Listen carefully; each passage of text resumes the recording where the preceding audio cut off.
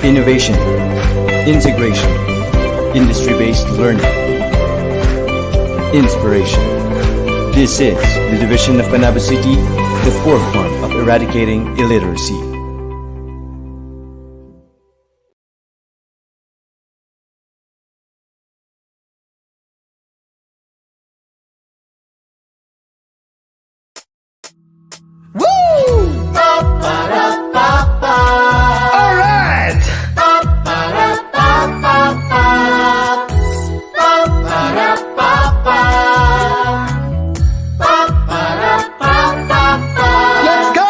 Kabataan, makisabay ka na. Kahit may pandemya, huwag madismaya. Dahil ang solusyo'y nakabang na, sabay tayong matuto at magsaya. Ikaw at ako, sabay switch on na. Tara na matuto na in 3, 2, 1, let's go! TV, TV, TV, Aralan! TV, TV, TV, Kasiyahan! TV, TV, TV, kaalaman! Halina sumama sa bagong paaralan. Pa, para, pa, pa. Pa, para, pa, pa, pa. Sariling galing ay paiitingin. Kaalaman ay huwag patigilin. Karagdagang talino ay matutuklasan na. Buksan ang TV, sarili ihanda. Kayang ballpen at papel tayo'y matutunan. Para tumutok na 3, 2, 1, let's go! TV, TV, TV, Aralan! TV, TV, TV, Kasiyahan! TV, TV, TV, Kaalaman! Halina sumama sa bagong paaralan. TV, TV, TV, Aralan! TV, TV, TV, Kaalaman! TV, TV, TV, Karunungan! Halina't matuto sa makabagong paraan. Ang isip ang dobo! Handang isipin na bukas. Halina sumama sa bagong paaralan.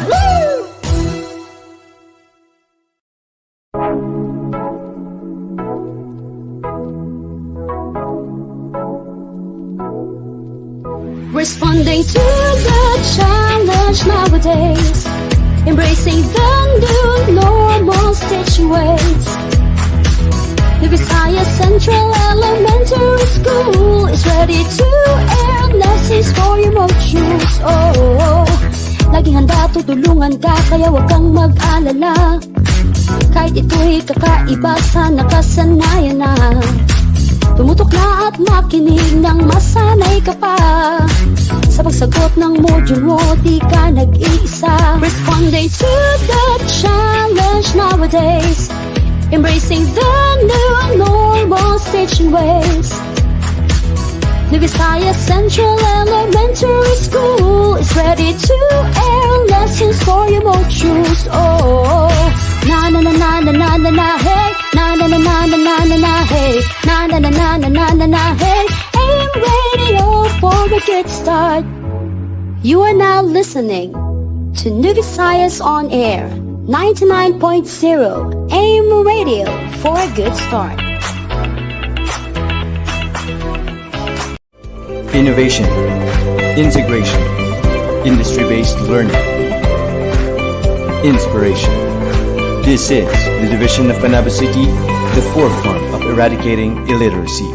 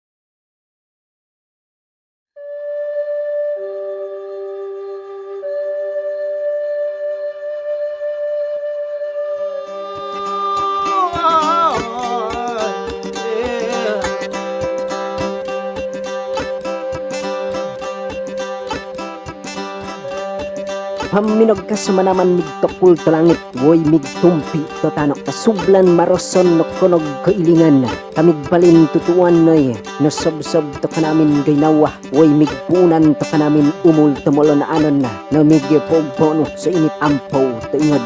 Sa ini kay kunto manaman amoy no ritibulsan to langit og sampit tumaroson nun ngaran na, dumat to kay kon mo panisingan na, kakalayag tahon liyag karang panayangan na, pamulingan mandalingan, woy tumo dumapad sublapad erit harikala namigbahayan nuto katongoda tupog nongnong tupog pataha oyog patanod-tanod kanami tumatolos nun tularo no nakabaglit get ampot kawayhana oyaw kaasolom duo ko upianan na woy katubungan na magbabayo sa ini kako din tugtubaron na igbohoy kuro di koy ko ka magbabayon mamintoran manama no olog nogdayrayon.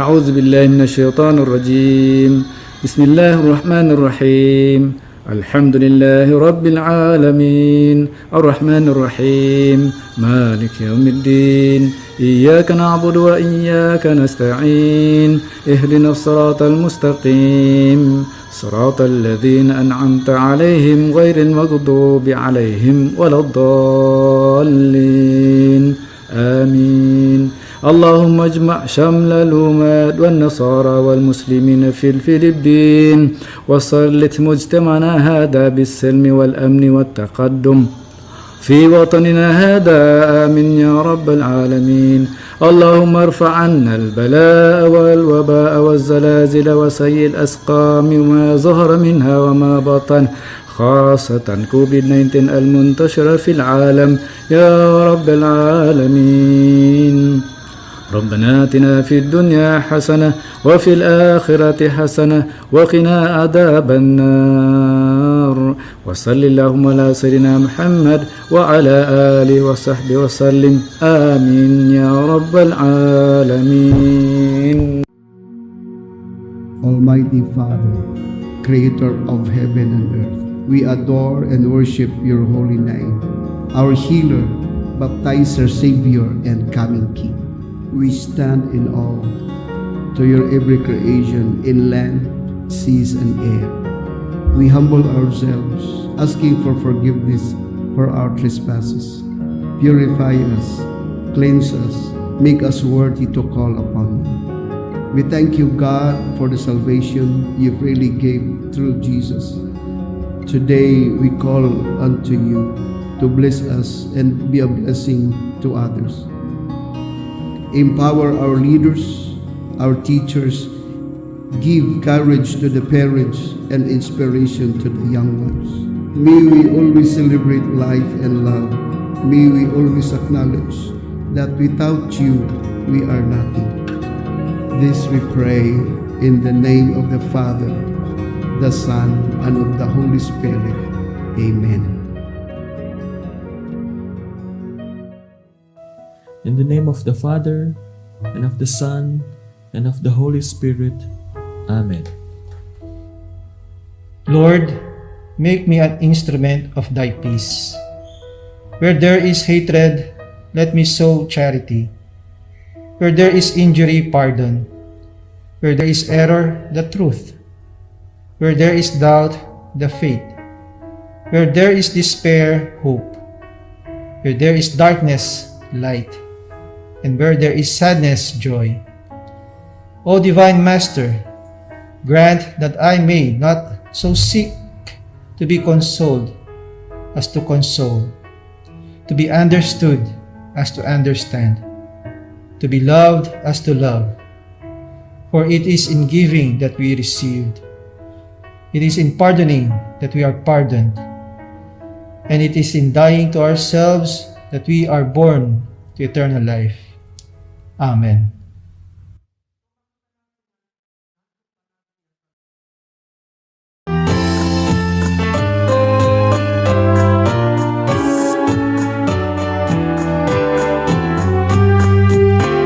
Isang lungsod, isang layunin, edukasyong de kalidad ay makakamit. kalinangan ay paigtingin, pagiging positibo ay palalawigin. Isang diwa, isa sa gawa, para sa ikabubuti ng kapwa. Naniniwala na pagmamahal sa bayan ay solusyon sa kinabukasan. Edukasyon sa Panabo, Panalo, Panaboan, sigurado. Sangay ng lungsod ng Panabo, aming liyag, minamahal ng may kapal. Bayan ay labis na mamahalin, pantay-pantay na pagtingin, ibabahagi ang katotohanan. Bawat bata ay may karapatan, sama-sama sa pag-abot ng tagumpay. Di susuko sa mga pagsubok sa buhay, babaunin ang karunungang natutunan, maging mabuting halimbawa sa karamihan. Edukasyon sa Panabo, Panalo, Panaboan, sigurado. Sangay ng lungsod ng Panabo, aming liyag, minamahal ng may kapal.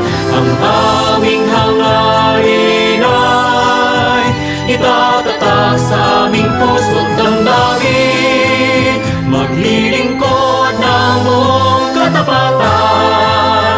Aming liyag, minamahal, Nag-iisa at natatangi ka sa walang sangay ng lungsod ng Panabo.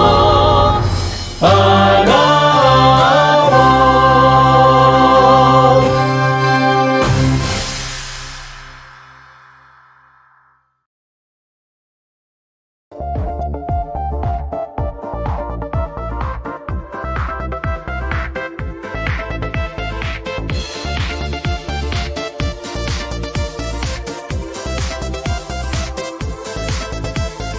Gising sa umaga, mundo'y naging iba. Si COVID-19, bigla lang dumating.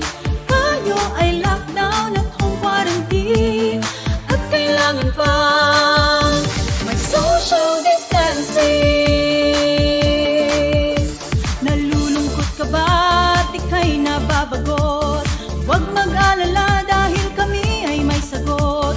Gabay sa iyong pagbasa, si mama at papa, si ate, si kuya, pati na rin si lolo at lola. Sa Reading Delights, tuloy ang pagbasa. Sa Reading Delights, tuloy ang ligaya. Bawat bata, bumabasa. Kahit panahon ng pandemya, we embrace the new normal. Tuloy ang pagbasa, tuloy ang ligaya. Oh, oh. Tuloy ang pagbasa. Oh, oh. Sa FF Panabo City, ito ang ating bida. Reading the Lights, ito ang ating programa. Sinusulong ang love sa pagbabasa. Ipagpatuloy natin ang nasimula na.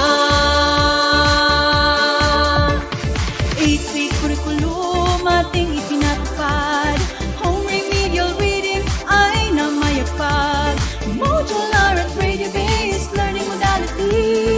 TV Aralan ay di pa huli. Sa Reading Delights, tuloy ang pagbasa. Sa Reading Delights, tuloy ang ligaya. Bawat bata, bumabasa. Kahit panahon ng pandemya, we embrace the new normal. Tuloy ang pagbasa. Sa Reading Delights,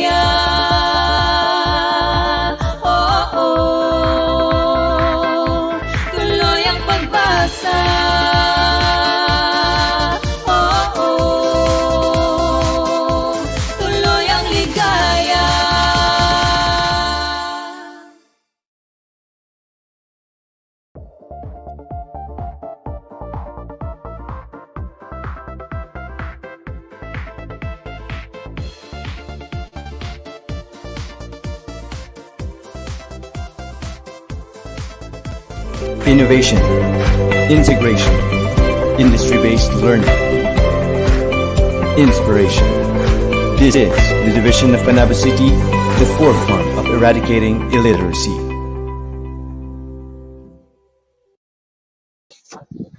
Maayong buntag, New Visayas, maayong buntag, Panabo City, mabuhay ang Panabo City Division.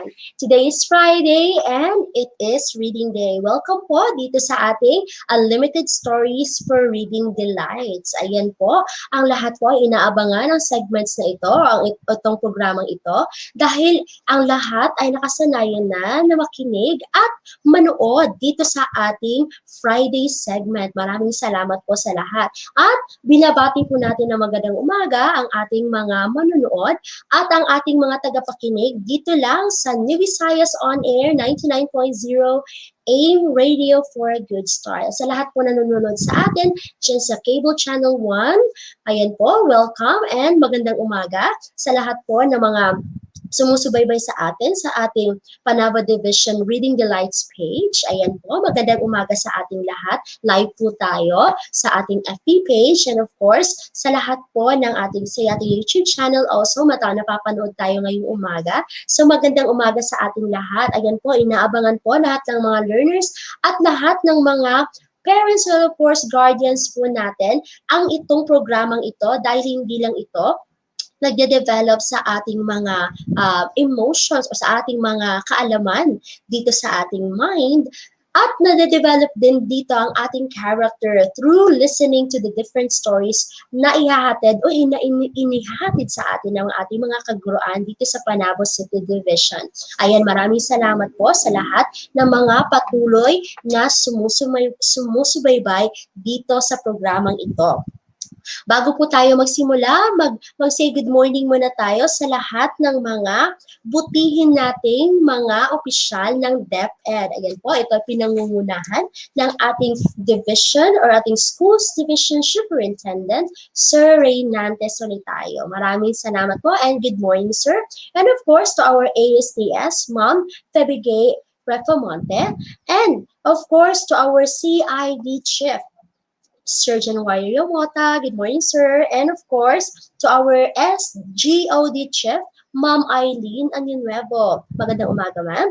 And of course, sa lahat po ng ating mga education program supervisors, maraming salamat po. At dito po, marami tayong mga education supervisors na sila talaga yung mga contact person para maging successful itong ating Reading Delights na ating inihahatid tuwing Friday. And we're saying good morning also to our education program supervisor in English as well as our division reading coordinator, Ma'am Maria Perpetua Angelita G. Suelto. Of course, Ma'am, we say good morning to you and to our education program supervisor in Filipino, Sir Peter Mejanes. Good morning, sir. And of course, to our education program supervisor in Mother Tongue, Ma'am Giovanni Aguilar. Good morning, ma'am. And of course, to our education program supervisor in Aralan, Panlipunan.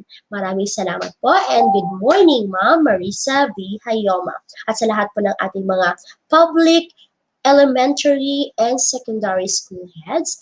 Ayan, we're saying good morning to you, to our parents, students, at sa lahat po ng mga nakasubaybay ngayong umaga. We are saying good morning sa ating lahat. Ayan po, maraming salamat for being with us this very moment.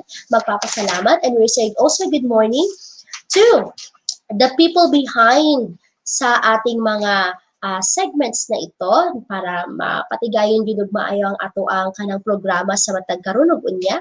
So we are saying good morning also to the Division Digital Media Productions. Ayan po, sila po yung mga team na nagko-control sa ating dito together with the TV Aralan. Ayan, we are saying good morning to Sir June Aglon, our overall production director, and of course Sir Neil Michael D. Ases, our floor director, and of course, Sir Tyrone Duhali, our technical director, Sir January Yamota, our station manager, our executive producers, our schools division superintendent, Sir Reynaldo Solitario, and of course, our assistant schools division superintendent, Ma'am Febigay L. Refamonte. Ayan po. And we are also saying good morning sa ating Panabo Cable Channel 1 to Sir James Chu and to Ma'am Alexandra Chu. Sila po yung mga owners ng ating cable TV dito sa Panabo City. Ayan, maraming salamat po sa inyong lahat. At sama sa akong giingon kaganina nga dili lang ta puro story lang dinhi, but we are developing the reading skills of our pupils, of our learners. Ayan po, dinidevelop din natin ang kanilang decoding, fluency, vocabulary, and of course, sentence construction and cohesion. Ayan, our listening and background knowledge. Ayan, and of course, working memory and attention. Ayan, marami tayong ma-learn dito sa ating segment na ito. And of course, ayan, marami tayong mga viewers ngayon na saying hi and good morning. They are watching from Rizal Elementary School. Sama ana. O daghan pa kaayo, we're saying to Daniel D. Quino. Ayan, magbabasa tayo ng ibang mga few natin ng mga FB viewers natin ngayong umaga. We're saying also good morning to Ariel Abby, of course, and to Belly Basina. Ayan. So they are here with us, to Olive P. Martinez, and of course to, ayan, sino ba itong mga nandito? As I have said, Daniel D. Quino. Ayan, marami pa po. Maraming salamat po sa inyong pagsubaybay ngayong umaga. And, ayan, dito tayo. Isa itong makabuluhang Friday dahil mas matutunghayan na naman natin ang isa pang set of stories na inihatid o ihahatid sa atin ng ating mga kaguruan. Ayan po. And excited na ba tayong lahat na makinig sa mga kwento na ihanda nila para sa atin? Of course, we are handang-handa na. Ayan po. And sa lahat po ng mga tagapakinig natin sa Himpapawid, ayan, huwag nating kalimutan na mag-tune in as always, kahit na ano pa ang mangyari dito sa ating mga signals natin, just continue to be with us, and we are so thankful nga kayo kay nag-auban din sa amo ang tanan, sa kanunay. Ayan, we're also, we would like you to like our page, and of course, mag-react din tayo dito sa ating comment box section. Mag-share din tayo sa ating mga friends at sa lahat ng mga pwede pa nating i-share ang itong Friday segments natin ng mga stories so that we can be together learn dito sa ating programa. Ayan po, huwag kalimutang mag-like, sama sa akong game kaganina, and mag-share, mag-react. It is our simple way of engaging in our program this very morning. Ayan, maraming salamat po sa ating lahat.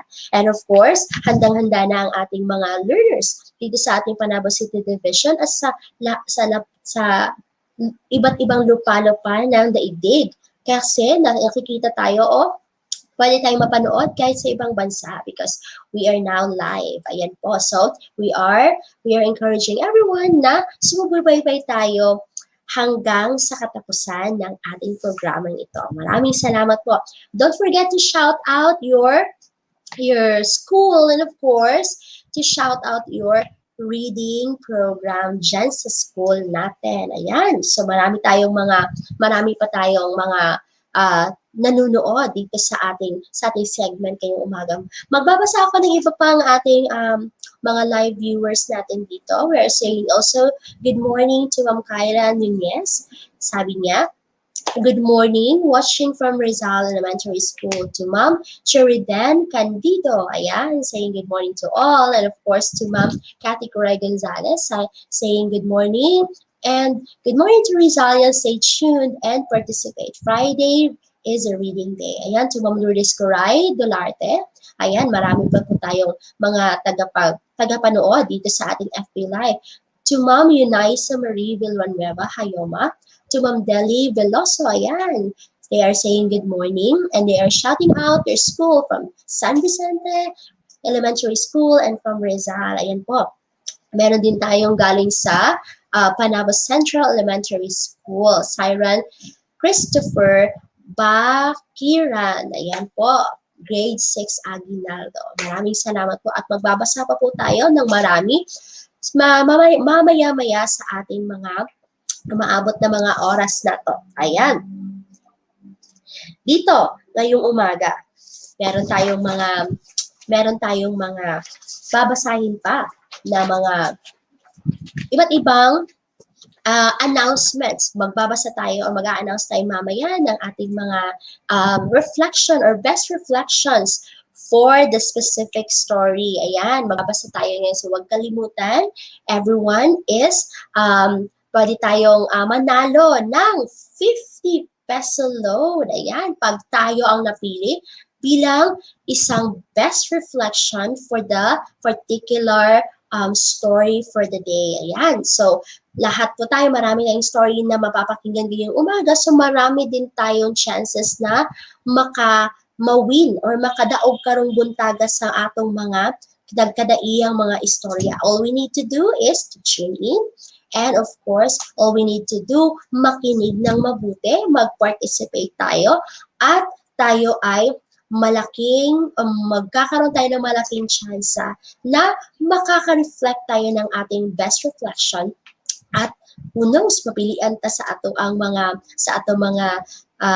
atong PWG dinhi sa ato ang programa, then maato day masen sa inyong mga rewards karong buntaga. So salamat jud kaayo sa tanan. Now this time we are going to proceed to our story readers. And then mag-heart tayo dyan sa ating comment section if we are ready to listen to our stories this morning. Ayan po.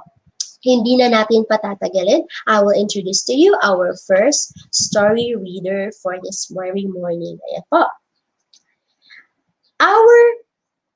Our story reader is coming from Panabo Central Elementary School SPED Center. Ang ilang reading program is Reading Ladder. Ayan po.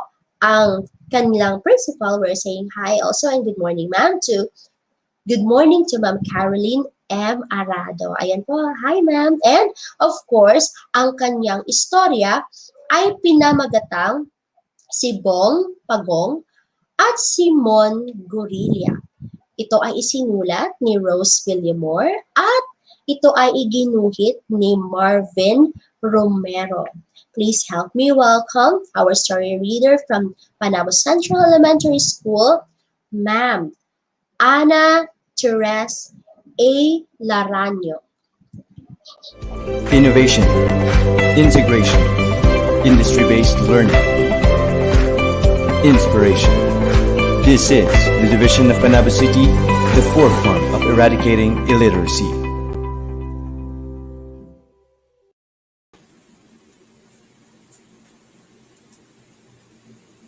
Magandang umaga po sa lahat. Ako po ay si Ana Therese A. Laranyo, isang guro sa unang baitang mula sa Panabo Central Elementary School SPED Center. Magandang umaga rin sa mga magulang, mga kabataan, at sa lahat ng nanonood ngayon sa ating palatuntunang Reading Delights. Bago tayo magsisimula, ipakikilala ko muna sa inyo ang aking interactor ngayong umaga. Siya ay mula sa unang baitang ng Panabo Central Elementary School SPED Center. Siya ay walang iba kundi si Aliana Bill V. Daniel. Hi, teacher! Magandang umaga sa iyo, Aliana! Magandang umaga po, teacher, at sa mga nanonood dyan. Magandang umaga po. Kumusta ka? Okay lang po, Teacher Ann. Ikaw? Mabuti. Handa ka na bang makinig sa ating kwento? Opo, Teacher Ann. Okay. At sa lahat ng mga viewers, handa na ba kayo? Kung handa na, magsisimula na tayo. Bago ko basahin ang ating kwento ngayong umaga, alamin muna natin ang paghawa ng balakid. Una, komunidad. Ibig sabihin, kapaligiran. Pangalawa, bulalas. Ito ay biglang pagsasalita. Pangatlo, bala. Ibig sabihin, plano. Pang-apat, paumanhin. Ibig sabihin, paghingi ng tawad. At ang panglima, natuklasan o nalaman. Ang pamagat ng ating kwento ngayong umaga ay si Bong Pagong at si Mon Gorilla. Ito ay isinilaysay ni Rose Villamor at iginuhit ni Marvin Miranda. Sina Bong Pagong at Mon Gorilla ay kapwa nakatira sa isang komunidad. Sila ay magkapitbahay. Isang araw ay naisipang mamasyal ng dalawa. Man, tingnan mo! Puno ng saging! Pulalas ni Bong Pagong. Huli ko! Kunin natin at itanim! Ani ni Mon Gorilla. Kinuha nila ang puno ng saging at hinati. Okay, magtatanong ako sa iyo, Aliana, ha? Opo, Okay. Tiyan. Makinig kang mabuti. Ano ang nakita ni Bong Pagong at Mon Gorilla noong namasyal sila? A. Puno ng saging. B. Puno ng bayabas. Or letter C. Puno ng mangga. Uulitin ko, ha? Opo, Ano Teacher ang nakita ni Bong Pagong at Mon Gorilla noong namasyal sila? A. Puno ng saging. B. Puno ng bayabas. Or letter C. Puno ng mangga. Ano ang iyong sagot, Aliana? A. Puno ng saging po, Teacher Ann. Okay, sa ating mga viewers din, pwede din kayong mag-comment sa ating chat box. Tingnan natin ano ang tamang sagot. Ang tamang sagot ay A. Puno ng saging. Magaling, Aliana. Okay, pagpatuloy natin ang ating kwento. Itinanim ni Bong Pagong at Mon Gorilla ang kanilang puno ng saging. Araw-araw ay inaalagaan nila ito. Malusog ang tanim ni Bong Pagong pero namatay ang tanim ni Mon Gorilla. Hindi ko alam kung bakit namatay, sabi ni Mon Gorilla. Magtatanong naman ako ulit, Aliana, ha? Opo. Ano ang ginawa nila sa puno ng saging?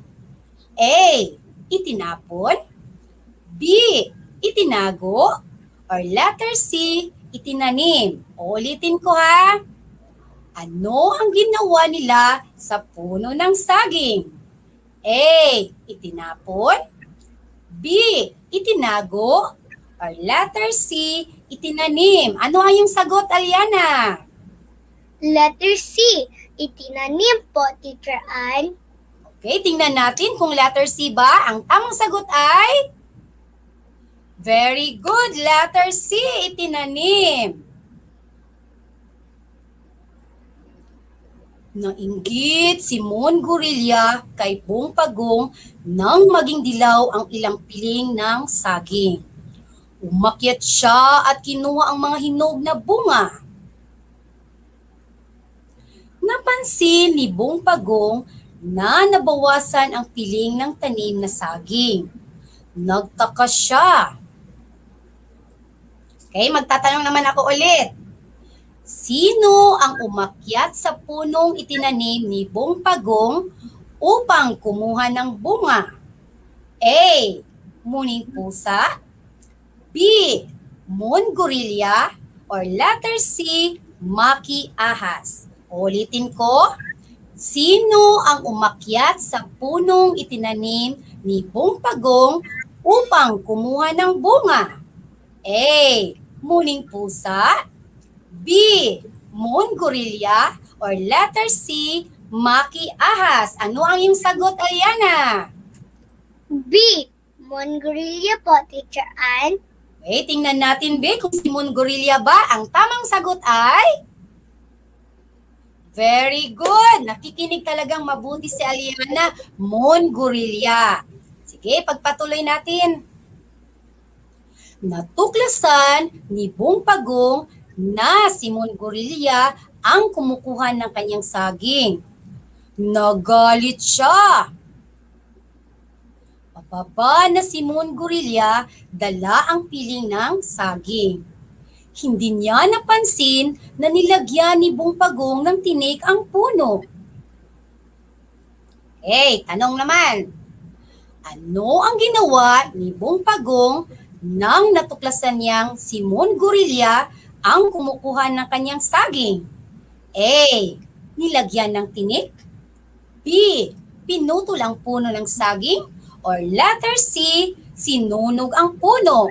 Ulitin ko. Ano ang ginawa ni Pagong nang natuklasan niyang si Gorilla ang kumukuha ng kanyang saging? A. Nilagyan ng tinik. B. Pinutol ang puno ng saging. Or letter C. Sinunog ang puno. Ano ang iyong sagot, Aliana? A. Nilagyan ng tinik po, Teacher Ann. Okay, tingnan natin. Ang tamang sagot ay... Very good. Magaling masyado si Aliana. Letter A. Nilagyan ng tinik. Aroy! Aroy! Ang sigaw ni Gorilla. Galit na galit siya dahil natusok ng mga tinik ang mga paa. Pagpabayrayan mo ito! Pananakot ni Gorilla. Ginawa mo kasi ang saging ko! Sagot ni Pagong. Pwede ka namang humingi at bibigyan naman kita. Pero kinuha mo ang saging ko nang walang paalam. Sumbat ni Pagong. Ang balak pala ni Pagong ay ipakuha kay Gorilla ang mga saging. Pagkatapos ay paghahatian nila iyon. Napahiya si Gorilla. Humingi siya ng paumanhin kay Pagong. Nagkamali ako, amin niya. Pinatawad ni Pagong ang kanyang kapitbahay. Ipinakuha niya rito ang bunga ng saging. Pinagsaluhan nila ito. Nagpasalamat si Gorilla at pinatawad siya ni Pagong. Nangako siya na hindi nakukuha ng pag-aari ng iba. Okay, magtatanong ako ulit, Aliana, ha? Makinig kang mabuti. Ano ang pinangako ni Gorilla pagkatapos ng nangyari?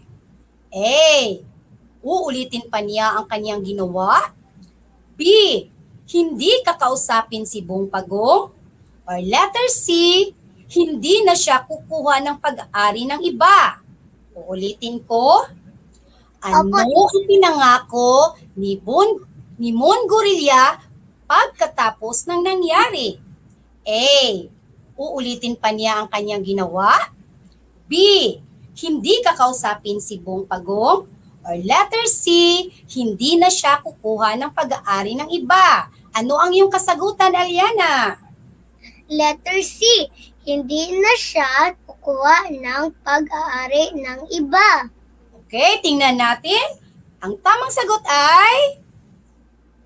Okay, very good. Letter C. Hindi na siya kukuha ng pag-aari ng iba.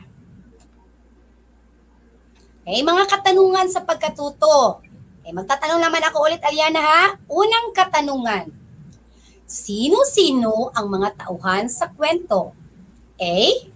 Pagong at Gorilla. B. Aso at pusa. Or letter C. Tigre at leon. Ulitin ko. Sino-sino ang mga tauhan sa kwento? A. Pagong at Gorilla. B. Aso at pusa. Or letter C. Tigre at leon. Ano ang iyong kasagutan, Aliana? A. Pagong at Gorilla po, Teacher Ann. Okay, tingnan natin. Ang tamang sagot ay... Okay, very good. A. Pagong at Gorilla. Magaling, Aliana. Pangalawang katanungan. Ano ang nangyari sa itinanim na puno ni Mongorilya? A. Nasunog. B. Namatay. Or letter C. Namunga. Ulitin ko. Ano ang nangyari sa itinanim na puno ni Mongorilya? A. Nasunog. B. Namatay. Or letter C. Namunga. Ano ang iyong sagot, Aliana? B. Namatay po, Teacher Ann. Tingnan natin. Ang tamang sagot ay... Very good. B. Namatay. Pangatlong katanungan. Pinatawad ba ni Bong Pagong si Mongorilya sa dulo ng kwento? A. Oo. B. Hindi. Or C. Hindi sinabi. Ulitin ko. Pinatawad ba ni Bong Pagong si Mongorilya sa dulo ng kwento?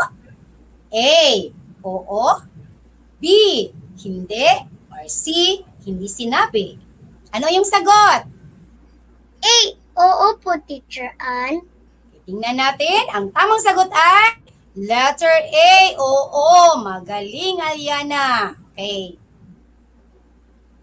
Next. Pang-apat na katanungan.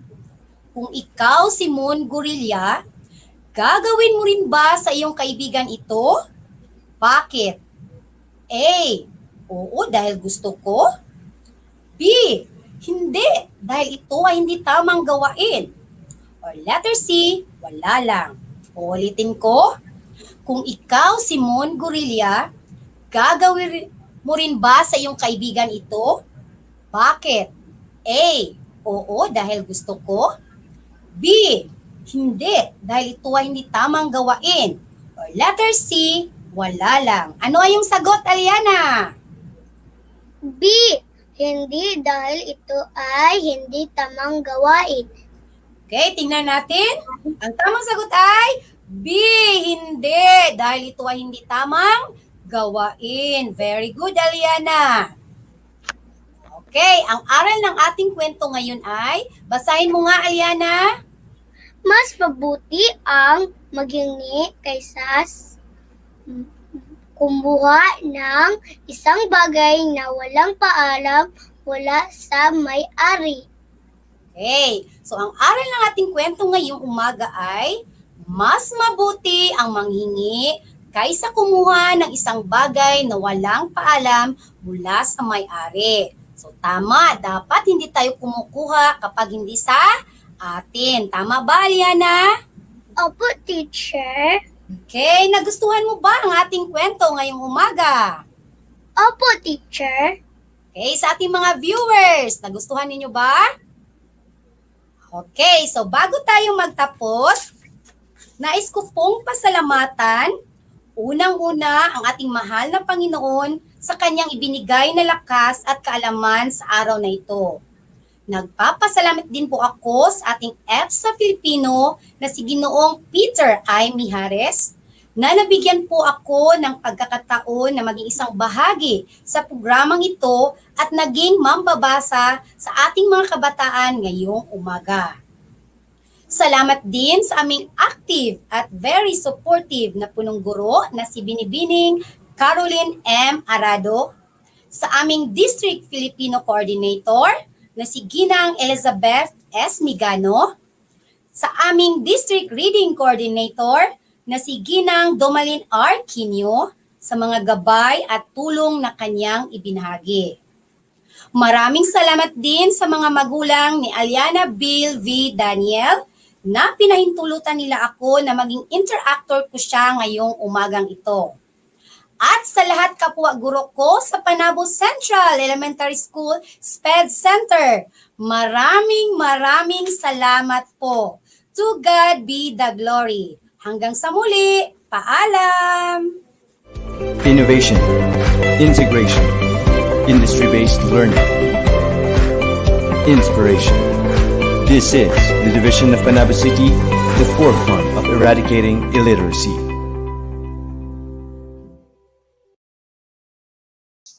Ayan, thank you po, Ma'am Ana Teres A. Laranyo of Panabo Central Elementary School SPED Center. Ayan, napakaganda ng kanyang istorya. Litikwan kaayo ka na bitang very wonderful kay naga-remind sa atong tanan nga kana bitaw dili ta manguha jud kana dili manguha labi na kanang dili mananggid kay kasagaran ni sa to murag nagdahan kay mga kabataan karon na murag paan lang sila kanang simple lang kay sa ila ang magkuha nga dili kanang manangit abi nila nga okay lang pero today we are all reminded na bisag pila ka gamay bisag unsa ka gamay ang mga butang nga kuha nato kailangan manangit ka sa una bitaw nakahinumdum ko ng mga papel bitaw nato sa eskwelahan nga moana ra kay ta mga estudyante mangayo ko yo pag gani kaingon ang mga tag-iya nga sige panguha kuha lang pero sometimes nakakuha na tapos wala ka balo ang tag-iya nga nakuha lang isa ka buok ang iyahang papel pero today we are reminded by the story nga bisag usa pa kagamay lang kayo di ba sis na mapriso atong isa lang ka papel no pero it is very important na mananghi jud ta sa mga tag-iya para dili ta kanang maanad sa kanang niana nga binuhatan kay niana pa lang sugod pa lang na siya ginagmay pa lang na siya and pag abot sa panahon kung maanad ta dinagko na atong mapwede nga kwaon so today salamat kaayo kay ma'am Ana nga naghatag sa atong simple lang kaayo nga kanang storya karong buntaga na nag-remind sa atong tanan na it is very important na magkanang i-keep gid nato ang atong good values pinaagi sa pagpananghid sa mga tag-iya before nato kuhaon ng ilahang mga butang. So daghan kaayong salamat na this time we will be announcing to you our best reflection sa kani nga istorya. Ayan po. Magbabasa tayo. Ayan. Congratulations po. Ito po ang kanyang reflection for this moment. Congratulations sa iyo. Ayan. Huwag manguha, sabi niya dito, huwag manguha ng mga bagay na hindi sa'yo. Sikapin na magkaroon tayo o maghintay kung may magbigay sa atin. Ayan, babasahin ko po sa inyo ulit.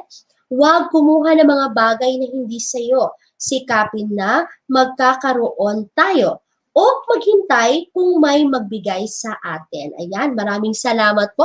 Ayan, na-flash the screen natin. Congratulations po, Daniel D. Quino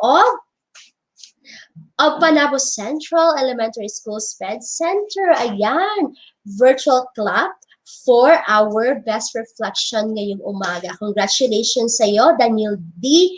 Quino of Panabo Central Elementary School. Maraming salamat po sa imuhang pagsubaybay o paghatag sa imong reflection. And for the rest, again po, marami pa po tayong mga istorya ngayong umaga at kayo po ay mabibigyan din ng chance na manalo bilang isang best reflection ngayong umaga sa mga segments natin ito. Ayan. Now, we're going to proceed to our next storyteller. Ayan. Nanda na ba tayo?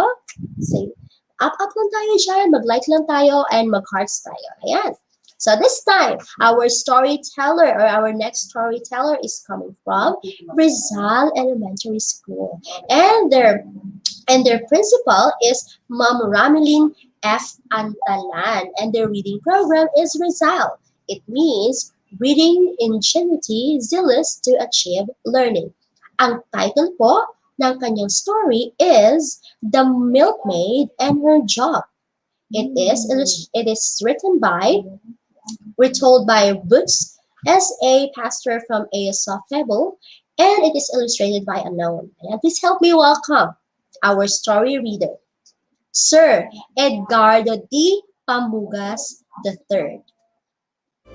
Innovation, integration, industry-based learning, inspiration.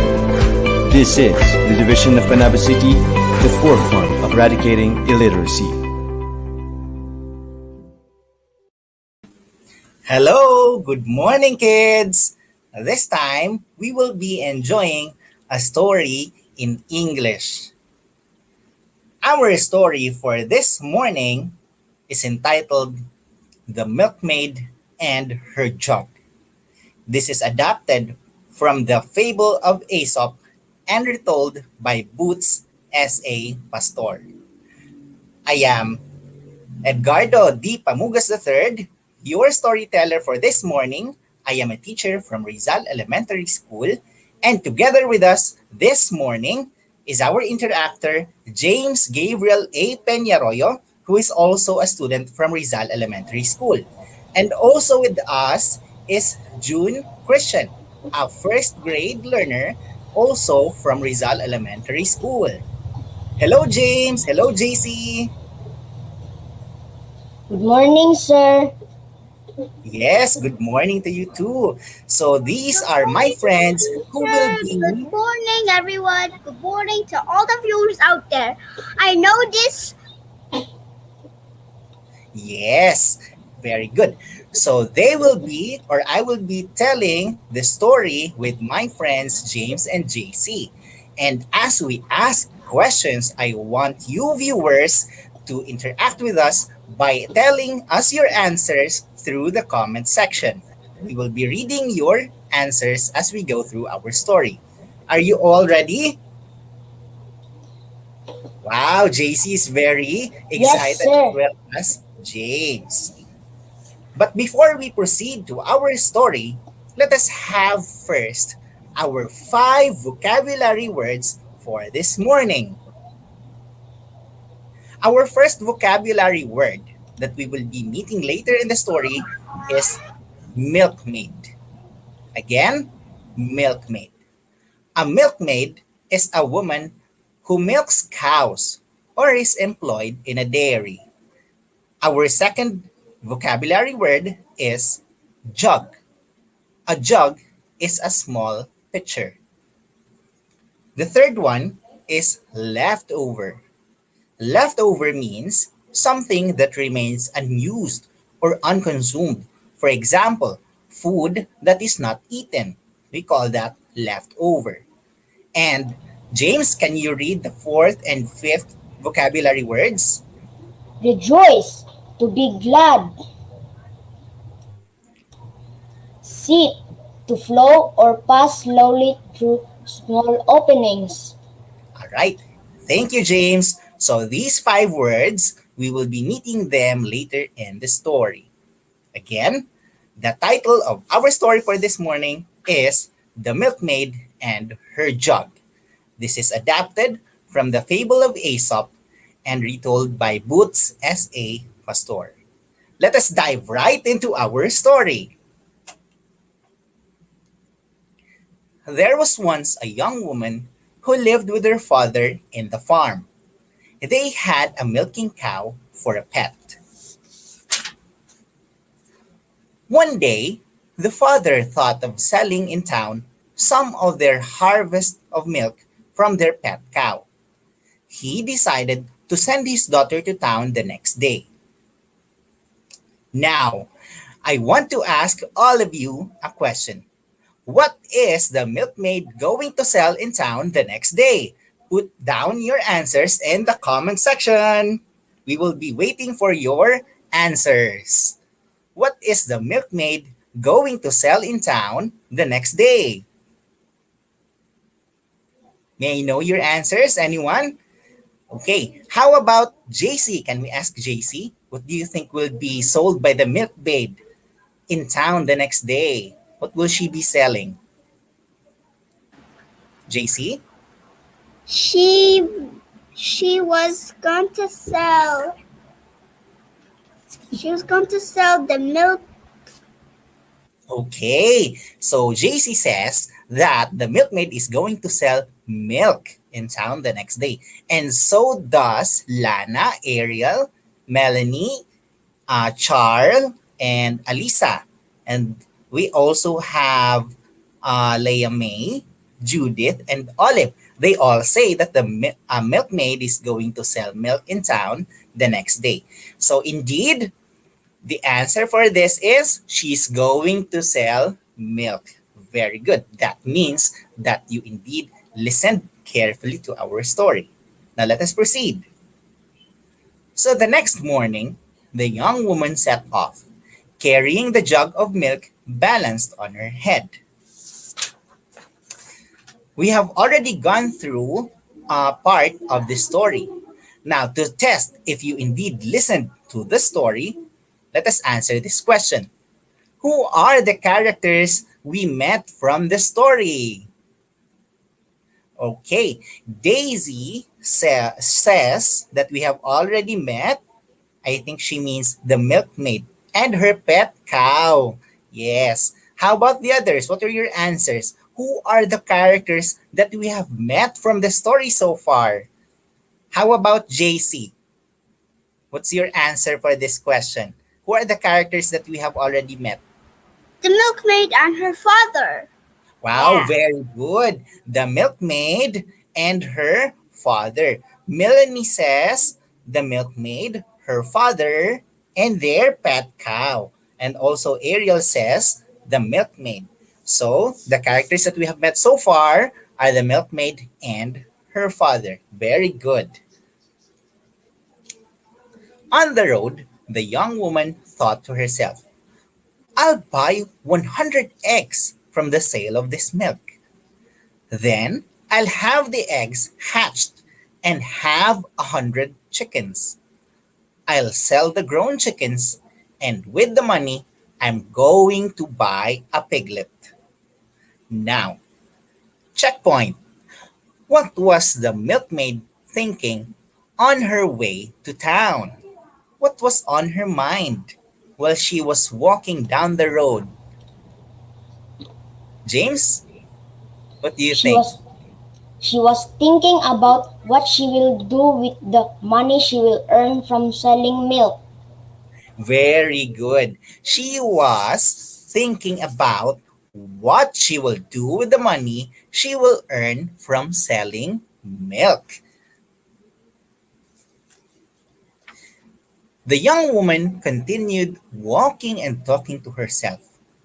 It won't cost much to fatten the pig with leftover vegetables. When it's grown and fat, I'll sell it and buy another cow. Father and I will have 2 milking cows, so we will have twice as much milk to sell. Soon, we will be very rich.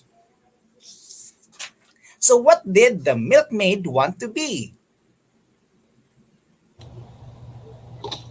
What do you think, JC? What did the milkmaid want to be by selling the milk and then getting some eggs and then getting the chicken, then getting Okay. the pig? Yes, JC? The milkmaid wants to be rich. That's my answer. Yes, very good. The milkmaid wanted to be rich by starting up her own business. The young woman rejoiced at the idea of becoming rich. She did a little jump of joy, and the jug on her head tilted and promptly fell to the ground. Poor woman! The milk was completely lost as it quickly seeped into the ground. With it went the eggs, the chickens, the piglet, the cow, and the dream of becoming rich. The young woman walked home sadly. She thought that in the future she would be more careful. Now, this time, let us analyze the main character from our story. So, what can you say about the milkmaid? Do you have any ideas of how the milkmaid behaved in our story? Anyone? Can we have James? What ideas can you associate with our main character, the milkmaid? What can you say about her? The milkmaid is overthinking too much and Mm-hmm. Yes. So the milkmaid was overthinking, you say.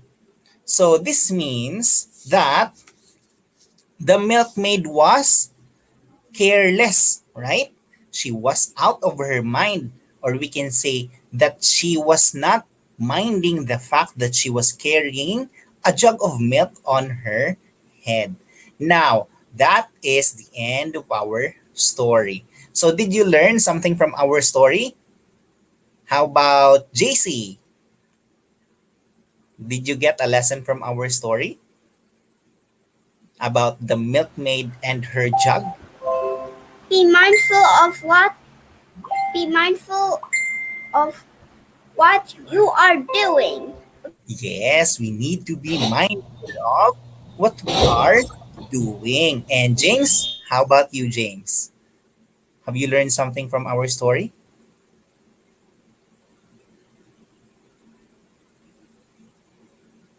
So James was stating earlier that the milkmaid was overthinking. So maybe we need to focus on what we are doing at the moment, right? So Judith says the jug fell on the rock and her dream to be rich is not going to be true in the future. So because she was careless, as Melvin says. All right. So the lesson from this story is never count the chickens before the eggs are hatched, and be mindful of what you are doing. This time, we will be giving you 5 questions. We want our audience to participate in this part of the session. We will be giving you questions and then tell us your answers in the comment section. The first question is this: who is the main character of the story? Is it letter A, the farmer, B, the teacher, or C, the milkmaid? Judith says letter C, the milkmaid. How about the others? Can you tell me your answer for this question? So Alexa, Melvin, and Melanie also said that the answer is letter C, the milkmaid. So indeed, the answer for this question is letter C, the milkmaid. All right, this time, can we have James read the question? Number 2. What animal does the milkmaid and her father have as a pet? The choices are A, a pig, B, a cow, C, a carabao. Comment down your answers. So Judith says it's letter B. Raf as well, and Ariel and Melvin. So they're all saying that the answer is letter B, as well as Alexa and Melanie. So indeed, the answer is letter B, a cow. They had a cow as a pet. This time, let us proceed to the third question. What was the milkmaid supposed to sell in town? Is it letter A, milk, B, eggs, or letter C, their pet cow? Comment your answers down below. All right. So Riza May says their cow. Raf says letter A, meaning milk. Judith, Eliza, and Alexa as well. Also Avon. They say it's letter A, milk. How about you, JC? What do you think was the milkmaid supposed to sell in town? She was My supposed answer to is sell? A, milk. Yes, very good. Indeed, the answer for this question is milk. It's letter A. Very good. James, can you read the fourth question to us? Number 4. What happened to the milk she was carrying? The choices are A, she sold all the milk, B, the milk was thrown to the ground, C, she drank the milk she was carrying. All right, comment down your answers.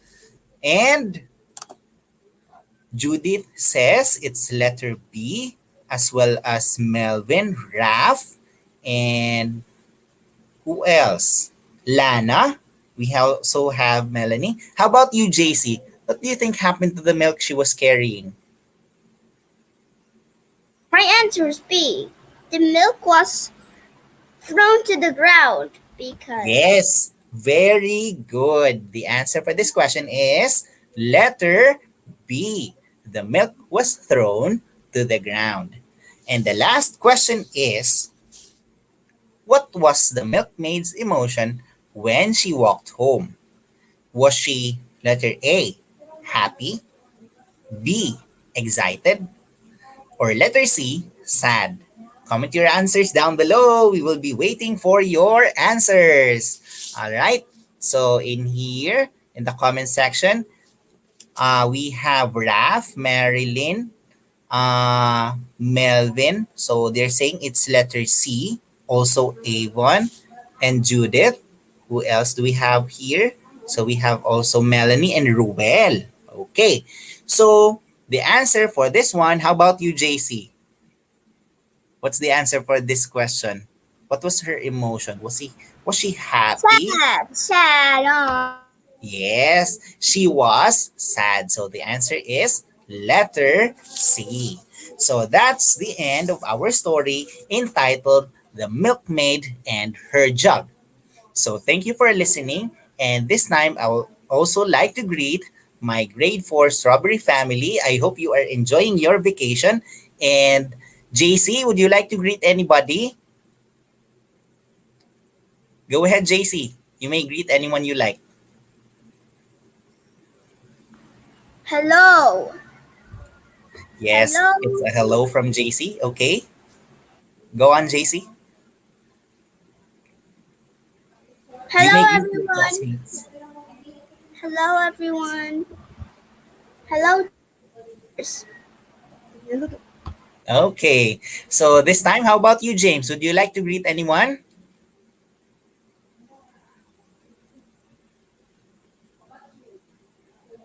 James? You can turn on your mic. Hello, classmates and my mama and my mamila and all the Okay. viewers watching. We thank you for staying with us through our session. Stay tuned for the next stories. Goodbye.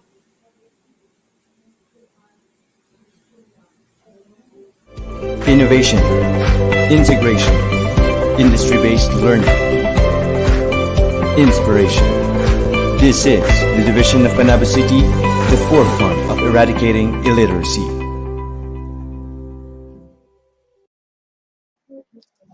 Thank you, Sir Edgardo D. Pamugas III. And of course, sa kanyang mga people interactors na sina James Gabriel A. Peña Royo and JCD La Lenya. Ayan. JCD Lenya. Ayan. Of Rizal Elementary School. Ayan po. A very wonderful story for all of us. Encouraging all of us to be mindful of the things that we are doing at the moment. Nadilita ka ng superficial kaayo or kanang futuristic kaayo sa atong mga kanang ginabuhat samtang natay o ginahuna-huna nato samtang natay ginabuhat karon na mga takna. All we need to do is to become focused sa ato ang mga ginabuhat sa karong taknaa, and eventually if we will become focused, of course, maatod jud ta dito sa atong destination diin ahata gi-design ana nga panahon. Daghan kayong salamat sa imuhang paghatag kanamo sa nindot kay nga istorya, Sir Edward of Rizal Elementary School. Now today we will be awarding or will be announcing best reflection for the story The Milkmaid and ano yon? The Milkmaid and Her Jug. Ayan. Our best reflection. Ayan. Ipa-flash pa natin sa screen. Ayan. Sige po. Magbabasa tayo. Okay. Sige, babasahin ko po sa inyo ang kanyang reflection at titingnan natin kung sino ang mananaog karon nga takna. Kaniya very wonderful story na gihatag sa ato ni Sir Edward. Ayan po. Ang kanyang reflection ay ito. Never count the eggs before it was hatched. Ayan. Okay, dito po, babasahin ko po sa inyo on the screen. Never count the eggs before it was hatched. We should work hard first so we have goods to harvest in the future that may lead us to becoming rich. Sometimes overthinking things may lead us to carelessness. We should be mindful in every action we do. Ayan, napakaganda naman ng kanyang reflection. Congratulations, Aliyah Sapphire A. Pinyaroyo. Ayan. So, salamat kayo, Aliyah, for a very wonderful reflection that you have given to all of us. Aliyah is coming from Rizal Elementary School. So, virtual clap for Aliyah. Ayan po. So, congratulations, and we will be sending to you your reward later po pagkatapos ng ating programa ngayong umaga. Ayan. So, daghan kayong salamat sa atong tanan nga nag-participate. Ayan po. Meron pa po tayong mga storya na mapapakinggan pa ngayong umaga. So, handa-handa na ba tayo for our next story? Ayan. So, we're going to proceed to our next storyteller.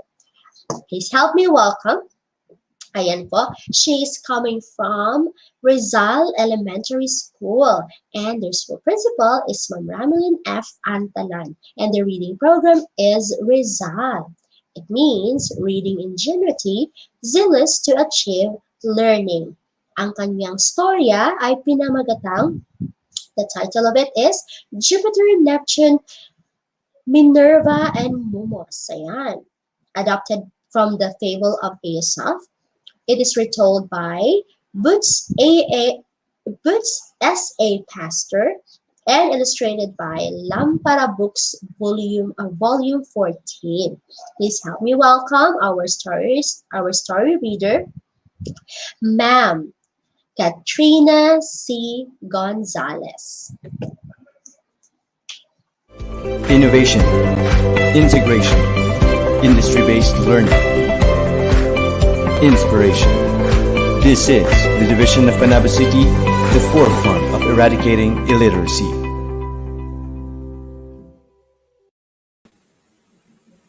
Good morning, children. I am Teacher Katrina from Rizal Elementary School. As I am about to read the story, let us first check the words found in our word list, and this time, I will ask you to arrange the scrambled words found on the right side of the screen to come up with an ideal sample sentence for each given word. Please type your sentence in the comment box. Let's start. Word number 1, faultless. It is an adjective meaning having no fault. Now we have the words found on your right side of the screen.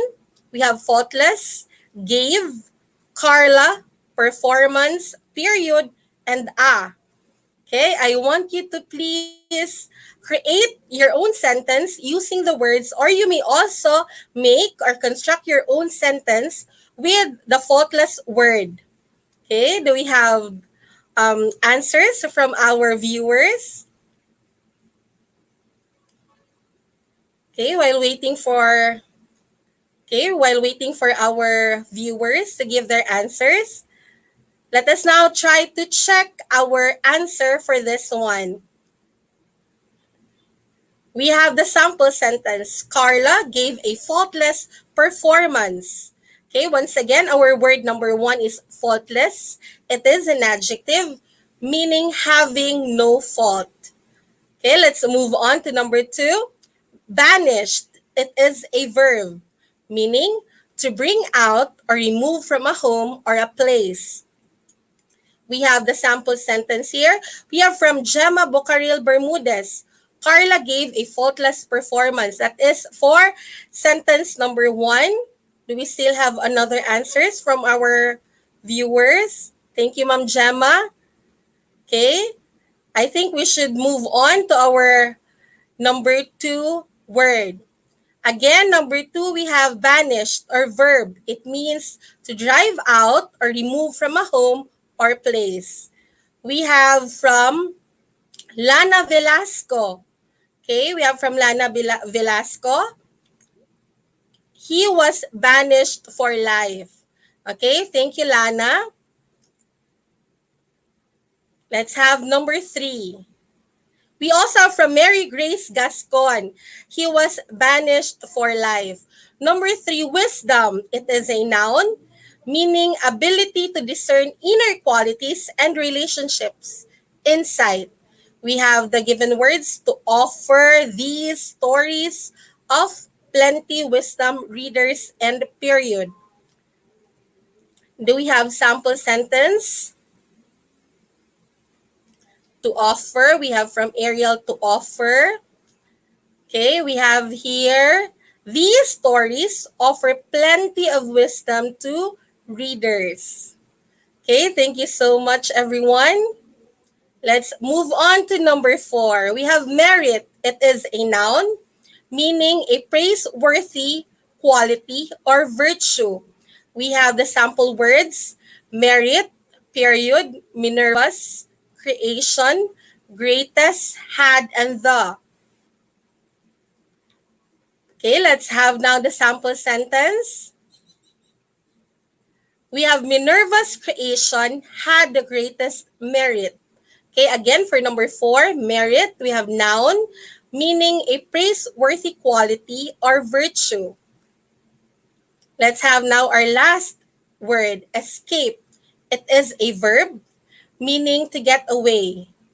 We have the sample words here, burning, escape, they manage, from the building to. So we have from Ariel, Abby had the greatest merit. Okay? Let's have now the sample sentence. We have they managed to escape from the burning building. Okay, thank you so much everyone for participating. Now let's have our story. Mount Olympus is the highest mountain in Greece and one of its most picturesque sights. Due to its majesty, remoteness, and beauty, it was only natural for the ancient Greeks to believe that it is also the home of their most important gods since very early times.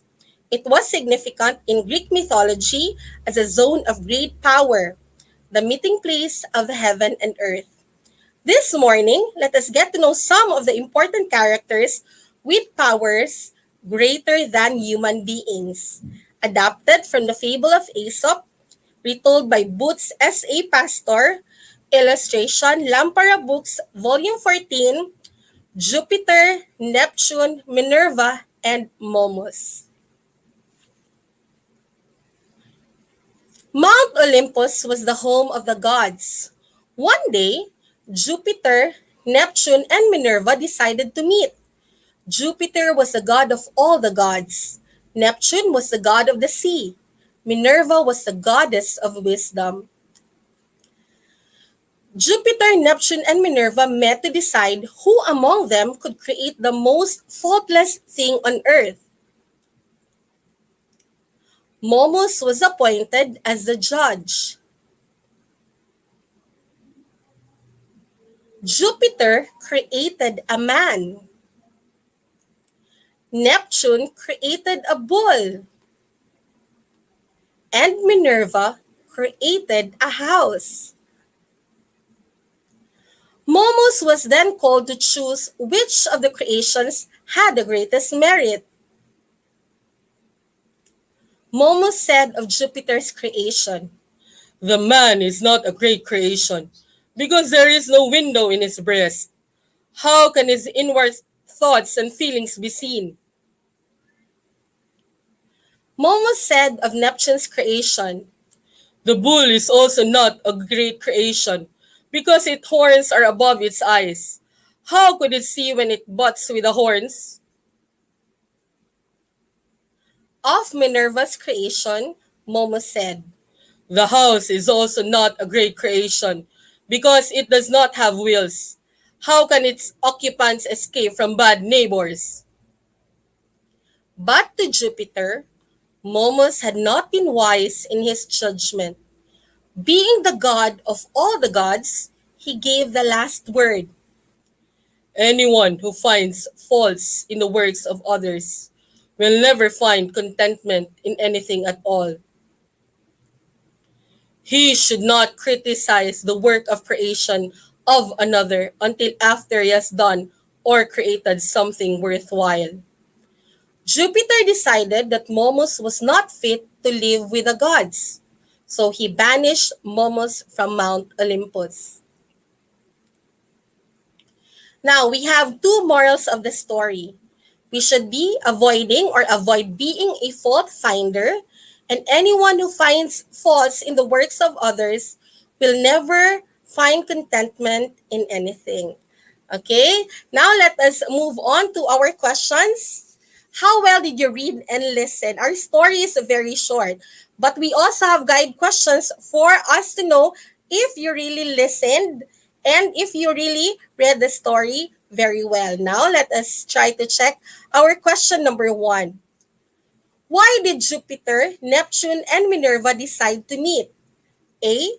To decide who among them could create the most faultless thing on earth. Letter B. To decide who among them could cook the most delicious food. C. To decide who among them could become the most powerful god. Or D. To decide who among them will replace Momus as judge. Do we have answers from our viewers? Okay, we have from Ma'am Judith Plenios Aro, letter A. Okay, thank you, ma'am. Another answer, please. From Luke Tinaco, letter A po. Thank you so much. From Mary Grace Gascon, letter C. Now let us try to find out if who got the correct answer. Okay, for number 1, why did Jupiter, Neptune, and Minerva decide to meet? So our answer is letter A, to decide who among them could create the most faultless thing on earth. Thank you so much, everyone. Now let's move on to number 2. Number 2, we have where do the gods live? A. Mount Apo, B. Mount Sinai, C. Mount Olympus, and D. Mount Everest. Okay? Where do the gods live? A. Mount Apo, B. Mount Sinai, C. Mount Olympus, or D. Mount Everest.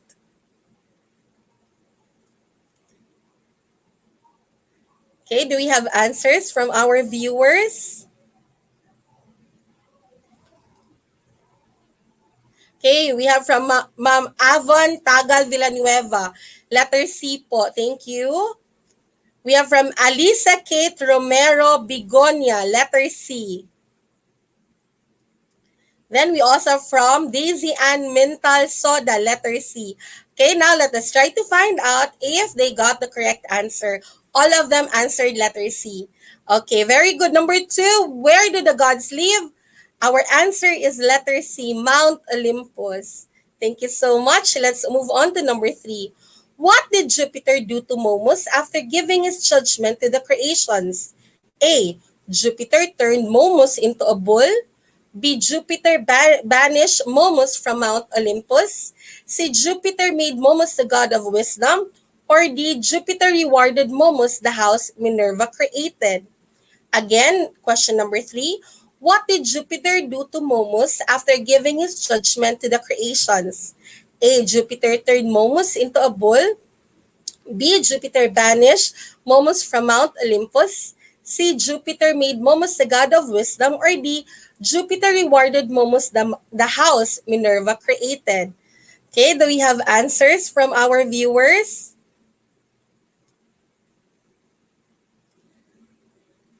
Okay. We have from Lana Velasco, letter B. Okay, thank you, Lana. We have from Ariel Abby, letter B. Then we have from Judith Plenios Ara, letter B. Okay, let's try to find out if they got the correct answer. Okay, number 3 question. What did Jupiter do to Momus after giving his judgment to the creations? Letter B, Jupiter banished Momus from Mount Olympus. Congratulations, everyone. You got the correct answer. Let's have now number 4. Who was called to choose which of the creations had the greatest merit? A. Jupiter, B. Momus, C. Minerva, or D. Neptune? Okay, number 4 question. Who was called to choose which of the creations had the greatest merit? A. Jupiter, B. Momus, C. Minerva, or D. Neptune? Do we have answers from our viewers? Thank you so much for watching, even it's vacation time, children. Thank you so much. Do we have answers for number 4? Okay, we have from Ariel Abby, letter B, Momos. Thank you, Ariel. We are from Avon Tagal Villanueva, letter M. Okay, I think that is Alisa Kate Romero Bigonia, letter B. Okay, do we still have an... Okay, let's move on to our answer. Who was called to choose which of the creations had the greatest merit? We have our answer for that question is letter B, Momus. Thank you so much, everyone. Now, let's move on to our last question. What was the reason why Jupiter decided that Momus was not fit to live with the gods? A. Momus created the most flawed thing on earth. B. Momus gave an inappropriate remark about Jupiter's creation. Or C. Momus chose the wrong creation as the greatest merit. Or D. Momus had not been wise in his judgment. Okay, we already have answer from Ariel Abby, letter D. Thank you, Ariel. Okay, we also have from Avon Tagal Villanueva, letter C. Wow, we have variety of answers. We have also Luke Tinaco, letter D. Okay, let's now try to find out if who got the correct answer. Okay, for number 5, what was the reason why Jupiter decided that Momus was not fit to live with the gods? Letter D, Momus had not been wise in his judgment. Okay, thank you so much. Now, aside from the moral lesson, what insights and wisdom can be derived from the story? I want you to comment your answers, your insights, or any lessons that you've learned aside from the one that I mentioned. Okay, we will be waiting for your answers, everyone. Thank you so much for supporting, for participating. Now, let me also thank you so much for everyone for your continuous support even during this vacation. Let us also continue to read at home or anywhere. As William Godwin quoted, "He that loves reading has everything within his reach." Please also allow me to give my courtesy to our Schools Division Superintendent, Sir Solitario, Ma'am Phoebe Gary Famonte, our ASDS, to Sir Januario Yamota, our CID Chief, to Ma'am Eileen, our SGOD Chief, to all the education program supervisors, public schools, district supervisors, to Ma'am Suelto, our EPS in English, and also the division reading focal person to Sir Peter Mijares, EPS in Filipino, and to Ma'am Giovanni Aguilar, EPS in MTB, to Sir Julius Suelto, the school principal of New Visayas Elementary School, and to the rest of the NBCES faculty and staff, to the TWG of Unlimited Stories. Thank you so much. To my principal, Ma'am Ramilin F. Antalan, Ma'am Sanet Mijares, Ma'am Dorcas Sean Vergara, our grade head, to all the Rizal Elementary School teachers, members of Rizal ES Task Force Pagbasa, Unlimited Stories Team Rizal, to Ma'am Cherilyn Balbacal, Ma'am Let Ubaldo, to my grade 5 Mount Hibok-Hibok, thank you so much. And to all the Rizalians for your unwavering support. Together, let us make all these learners proficient readers. Stay safe and God bless us all. Innovation, integration, industry-based learning, inspiration. This is the Division of Panabo City, the forefront of eradicating illiteracy.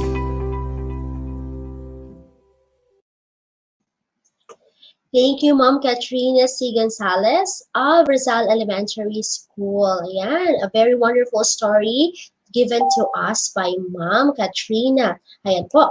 At ito po ay meron tayong moral lesson na sinasabing avoid being a fault finder. Ayan. So, diligid pwede nga kanamit tayo magsigirag ana ang atong mga kamot no. Sige, tudlo sa uban, it reminds us na we have also we need to be mindful of the things that we are thinking, and of course to be mindful sa mga kanang words na mukaw out po sa atong mga baba, dili ta magsigi og kanang kanang mangita og kanang mga butang nga pwede kanang maka down sa atong hearts nga kanang bitaw. It is better to see the right side of the coin para mas mahimong mugaan ang ato ang pananaw ana nga mga tao o kana ng mga sitwasyon. So we need to become solution finder instead of kaning ginatawag na to nga fault finder. So thank you, Mom Katharina, for the wonderful story that you have given to all of us today. Ayan po. Ayan, we're going to announce also this very moment ang winner or ang ating best reflection for the story of, or for the story entitled Jupiter, Neptune, Minerva, and Momos. Ayan po. Now this time, we're going to flash on the screen kung sino ang ating winner as best reflection ngayong umaga sa kwentong ito. Ayan, congratulations! Ang kanya pong reflection ay ito. The lesson I've learned from the story is to avoid being a fault finder. No one once told everything that's wrong with their special creations. Ayan po. So, congratulations to VLE Basinang. Ayan. It is, VL is coming from Rizal Elementary School. So congratulations! Virtual clap tayo for BL Basinang of Rizal Elementary School na sa kanyang reflection na ibinigay sa atin this very moment. Ayun pa, dayon yun ta nga mag-engage sa ato ang mga pag-comment karong buntaga dila sa ato ang comment box, and daghan tag chance na makadaog og kanang papremyo gikan sa ato ang programa karong buntaga. Ayan. Now this time we're going to proceed to our next storyteller. Ayan po.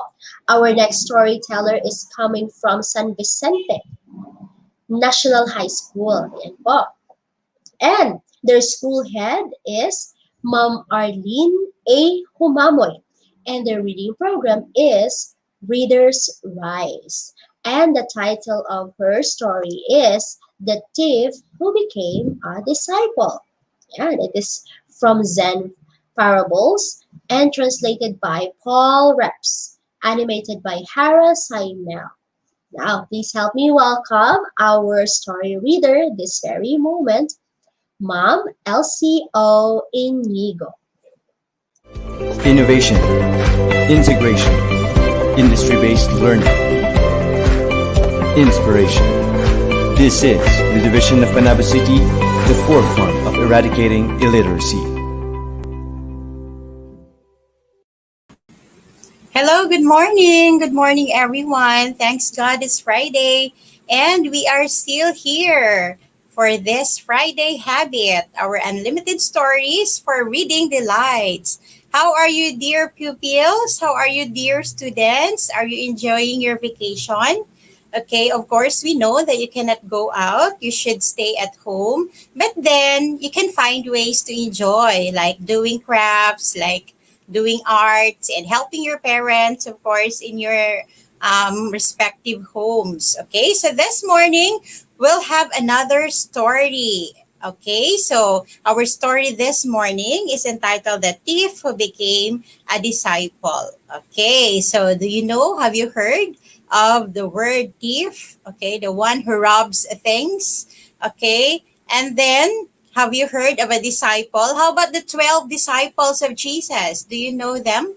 Okay, when we say disciples, of course, the followers. Okay, so this morning, we will have our short story entitled The Thief Who Became a Disciple. Are you ready to listen? Okay, so I hope this morning you'll enjoy another story. You know what?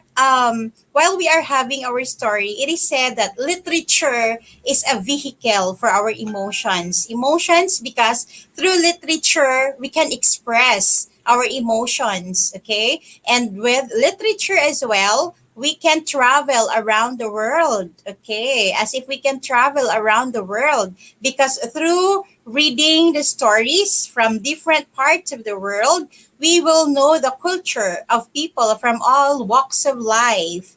Okay, so this morning, let us learn, okay, a story.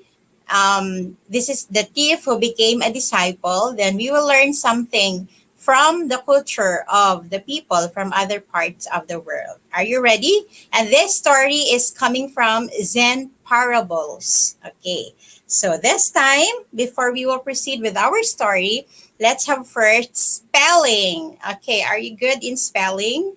I hope those who are at home now, those who are watching, please cooperate.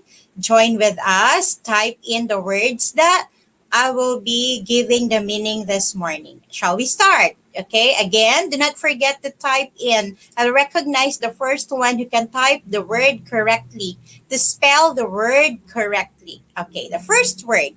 This word is a noun. This is usually short, fictitious story that illustrates a moral or attitude or religious people. Again, this is a noun, a usually short, fictitious story that illustrates a moral, attitude, or religious principle. Okay, the first word this morning is parable. Spell parable. Okay, viewers, you may now type the correct spelling of parable. Okay, how do we spell parable? May I see it from the comment box? Again, parable is a short fictitious story that illustrates a moral attitude or religious principle. Parable, Mary Grace Gascon. Okay, got it correct in plural form, but still correct. Parables. How are we going to spell parables? Okay, so of course, it is Parable. Okay, we can find a lot of parables in the Bible, right? Okay, so that's it. Thank you, Mary Grace Gascon. You got it right. The second word is still a noun, an act or an instance of reading or repeating aloud, specially publicly. Again, a noun, which is an act or an instance of reading or repeating aloud, specially publicly. The word is recitation. Okay, recitation. Again, an act or an instance of reading or repeating aloud, specially publicly. How do we spell recitation? Students are very good at this because they usually do oral recitations in school, correct? Okay, so how do we spell? Anybody? Kindly type now. I can see it again. Mary Grace Gascon, you got it correct. Recitation. So with Ariel and Abby, you got it right. Recitation. Again, how do we spell? Recitation. That is correct. Now, and also, we have here Justina Kashimara Pulmones. You got it right. And Karil Ann Barbante Lozano. And Riza May Burgos. Correct. Thank you for your participation. Perhaps they are very good in oral recitation in school.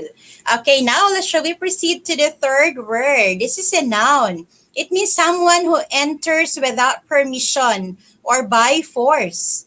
Again, someone who enters without permission or by force. Have you experienced to have intruders in your house? If not yet, in Jesus' name, it won't enter in your house by force. How do we call them? They are called intruders. Okay, the third word is intruder. Again, someone who enters without permission or by force. Okay, the word is intruder. They are not welcome. They just enter in houses without permission or by force, like burglars, robbers, thieves. Okay, the third word is intruders or intruder. Okay, I have seen the correct answer by Flores Hazel Dane and Mary Grace Gascon again. And Ariel, let me know. The correct spelling of intruder is intruder. Okay, people who are not welcome and entering by force, they are called intruders. Okay, shall we proceed now to our fourth word? Our fourth word is a noun.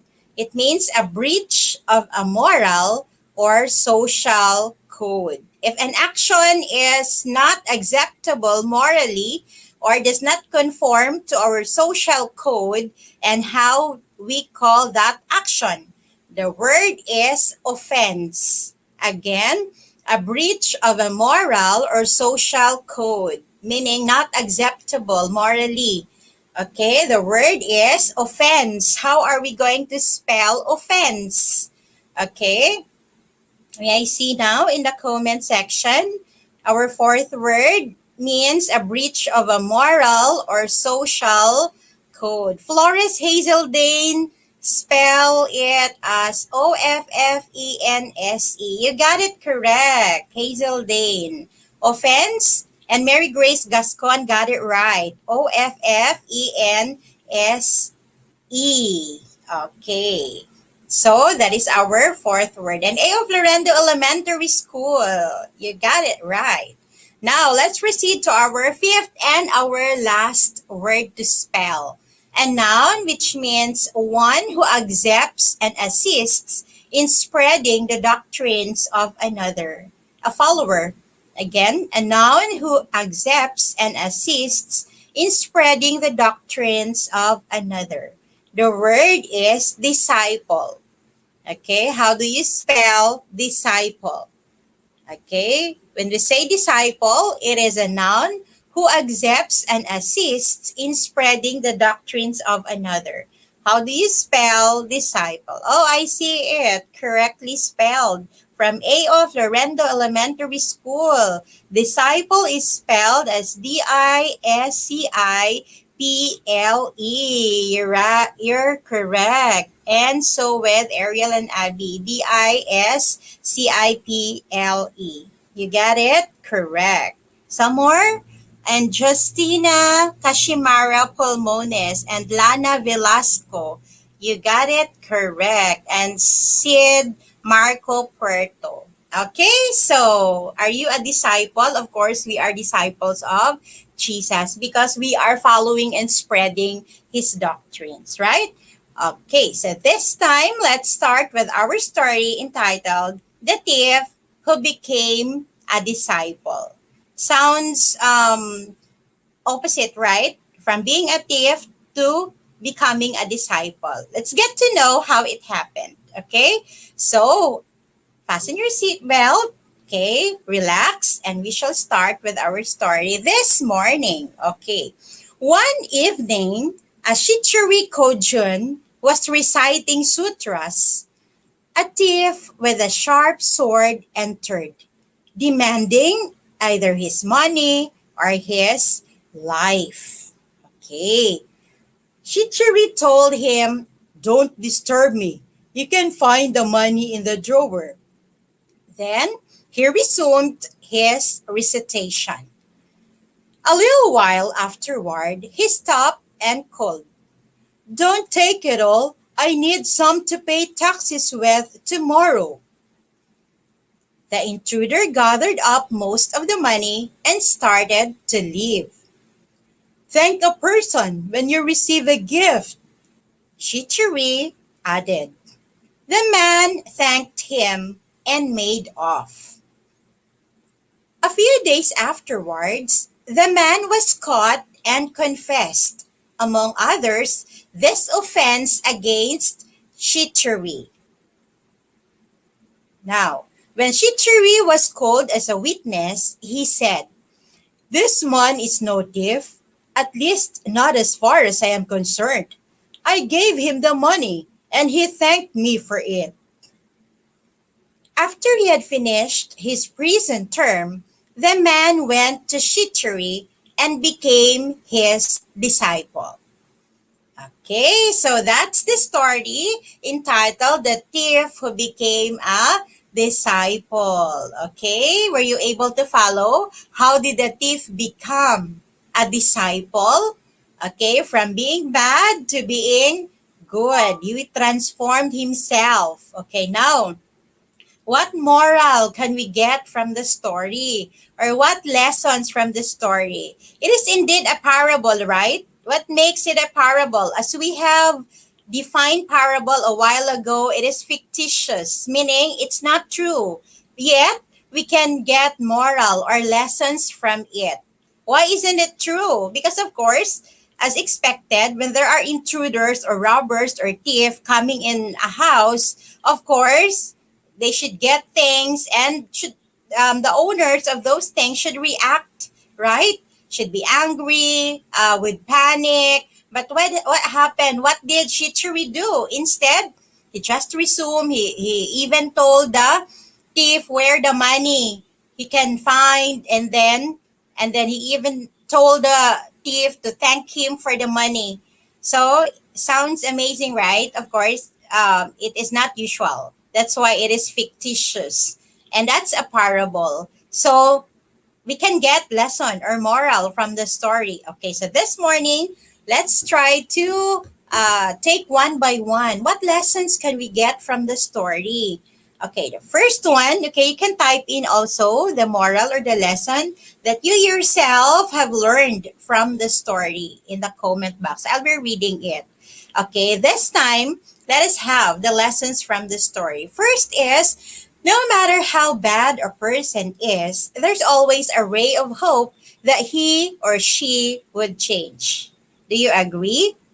That no matter how bad a person is, of course, there is always a hope for a change. Okay, we should not judge easily because we all know that Jesus came to the world for the sinners to change. Okay, so we will not lose hope. If we know somebody or we have family members, we know that they are not doing good, they are not on the right track, okay? Just believe that there's always a hope that they're gonna change soon in God's perfect time. Okay? We will not condemn them. Okay? We will not judge them. Instead, let's be hopeful with our prayers that they're gonna change in God's perfect time. Okay, like the thief is known for being bad, for getting things that they do not own yet, because Shichiri helped the thief, okay, to change, because the thief realized that he was not judged by Shichiri, so then he changed himself. Okay, now the second lesson from the story that we can get is nothing can change a man so profoundly as compassion and mercy. In fact, being kind to a person, no matter how heartless he may be at first sight, may work wonders after a while. Okay, so somehow it's telling us not to be choosy. Okay, if we can encounter people who are not doing good, who are not doing what we are doing, we do not like, okay, what can change them profoundly is our compassion and mercy. We will show mercy, we will show compassion to them, because no matter how heartless that person may be, your good deeds or your good treatment to him or her might be a factor that would lead him to reflect and change for the better. You know what? In the Bible, God is so good, right? Because even though no matter how bad we are, no matter how sinful we are, He died for us, correct? Okay, so that we will change, we will follow him, we will become his disciple. Okay, so do not lose hope. If we have loved ones who are not doing good, who are not behaving properly in life, okay, we'll just pray for them. There is always a ray of hope, like the thief. They can change for the better. Okay? So I hope you agree with me with the moral or lessons from the story. Okay, so like Shichiri, right? Okay, he is really practicing his religious practices because he's known to be religious, right? Because he is reciting sutras. Sutras are prayers of Buddhists. Okay? So while being religious, he is also so kind, okay, even to a thief. He showed mercy to the thief. Okay, he did not judge. He did not fight the thief. Instead, he just gave what he had, and that instance, okay, helped the thief to change himself. Okay, so now shall we proceed to our comprehension check? If you really understood our story this morning, are you ready? Okay, so let's have now our 5 questions. Okay, so listen carefully and type in the box your answer. Okay, now the first question is, what is the conflict in the story? Okay, what is the conflict in the story? A. Shichiri recited the sutras. B. Shichiri did not like to give his money. C. The thief thanked Shichiri for the money. D. The thief threatened Shichiri and got his money. Okay, what is the climax? Okay, the most thrilling part of the story. Okay, A. Shichiri recited the sutras. B. Shichiri did not like to give his money. C. The thief thanked Shichiri for the money. D. The thief threatened Shichiri and got his money. What is the correct answer? Okay. What was the part of the story that made you somehow a bit thrilled, felt a bit thrilled? Okay. Uh-huh. I have seen letter B. Shichiri did not like to give his money. Really? Uh-huh.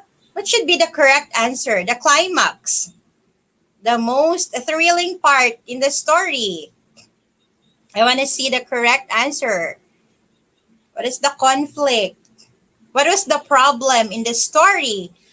Yeah, I have seen the correct answer, and the correct answer is letter D. That was the problem in the story. That the thief threatened Shichiri and got his money. And Daisy Ann Mintal Soda got it correct. Letter D. When we say conflict, what is the problem in the story? The problem is the thief threatened Shichiri and got his money. Okay.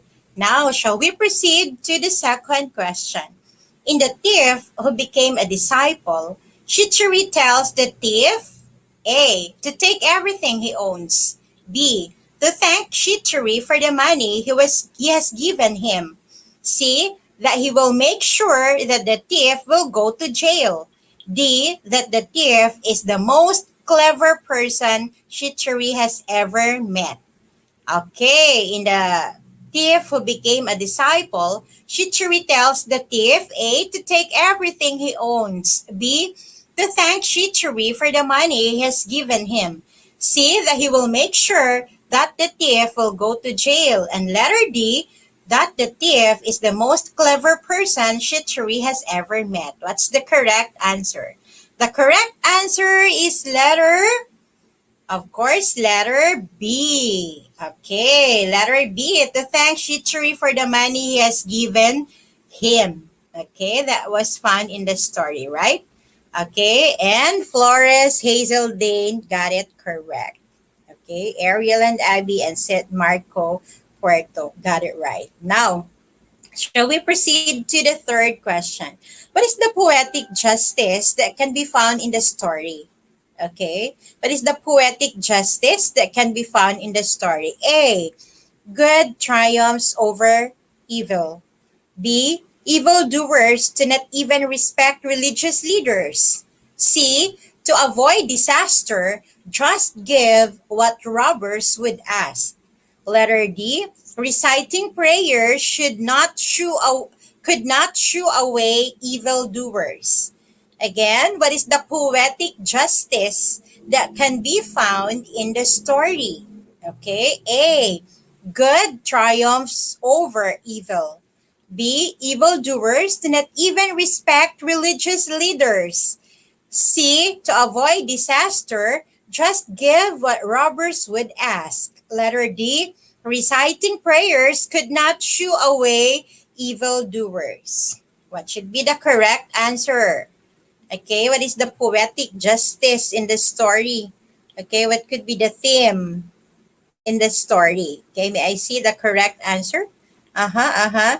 And Flores Hazel Dane got it right. Letter A, that good triumphs over evil. Okay, what Shichiri did, he showed mercy to the thief, and then at the end of the story, the thief who was evil before changed now to become a better person. Okay, that's correct. Now let's proceed to the fourth question.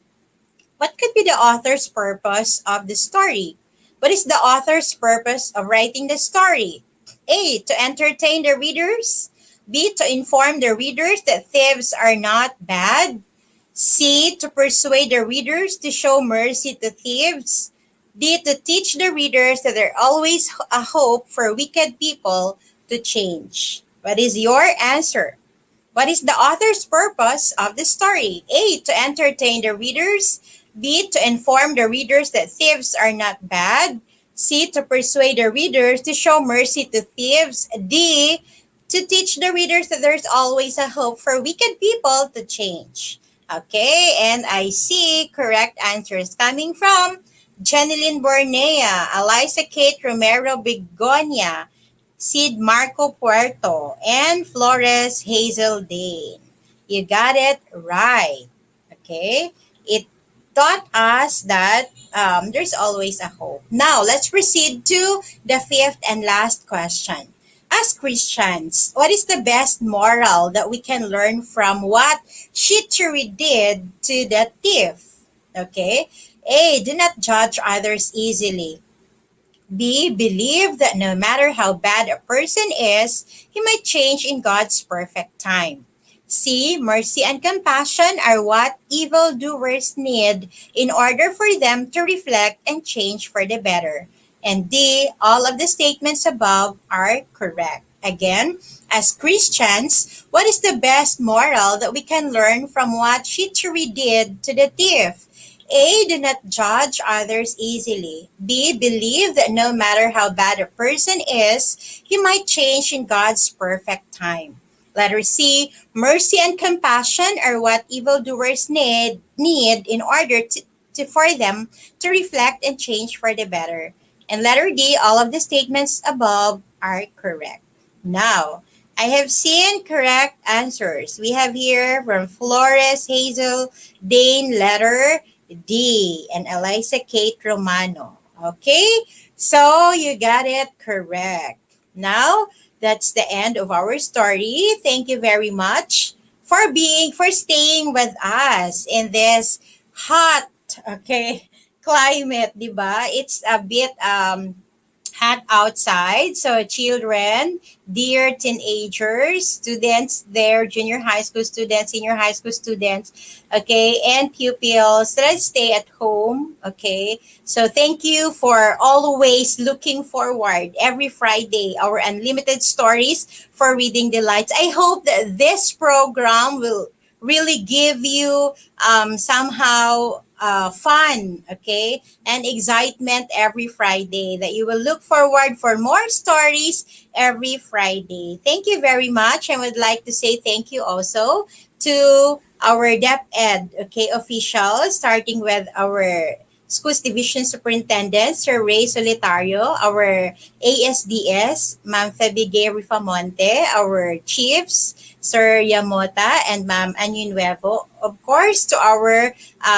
all education program supervisors, especially in MTB, Ma'am Joanny Aguilar; in Filipino, Sir Peter Mijares; in AP, Ma'am Hayoma; and in English, Ma'am Angelita G. Suelto. And I would like also to thank, okay, the TWG, who are always with us behind the scene, okay, helping us. Thank you very much. And I would like to thank also Sir Julius Suelto, of the principal of New Visayas Central Elementary School, okay, for having with us here in their station, New Visayas on Air 99, 99.0 AIM Radio. Thank you very much to everyone, to our students, teachers, parents, and all stakeholders who are following with us every Friday in this Unlimited Stories for Reading Delights. And thank you very much. Keep safe always. Okay, and to God be all the glory. God bless you. Have a great day ahead.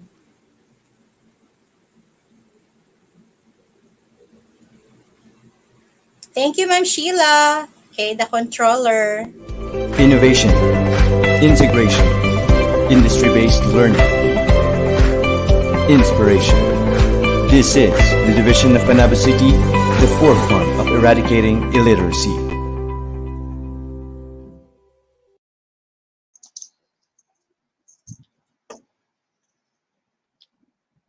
Thank you, Ma'am Elsie O. Inigo of San Vicente National High School for a very good story that you have given to all of us.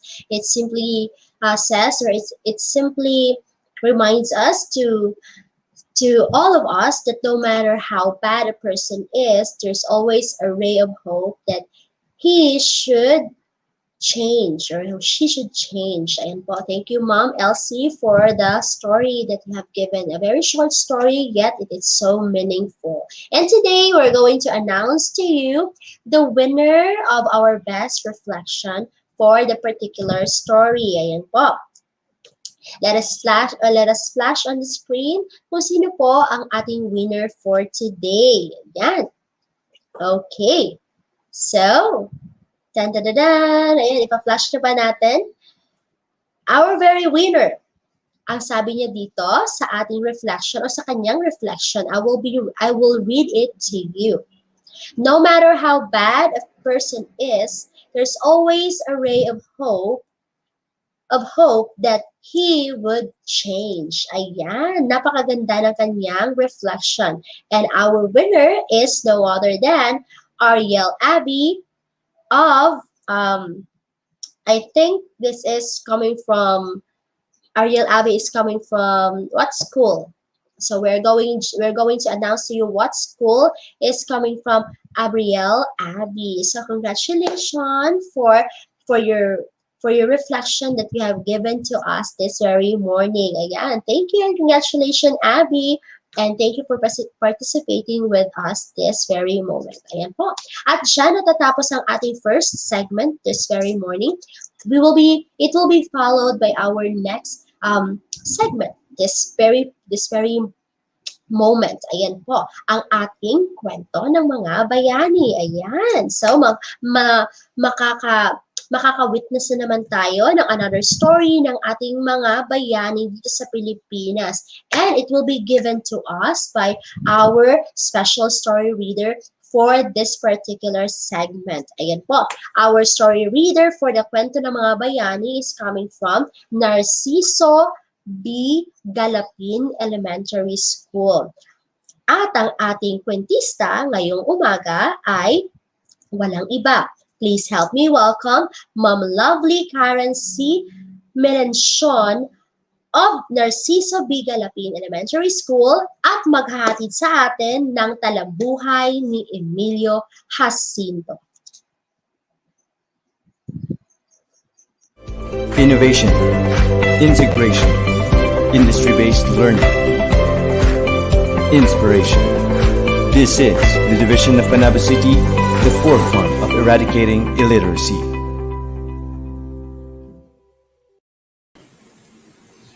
Hello! Magandang umaga! Kumusta? Maayong buntag! Okay pa ba kayo dyan? Alam ko okay pa kayo kasi gusto niyo pang makarinig ng kwento. Sa umagang ito, aking isasalaysay ang kwento tungkol sa isa namang bayani.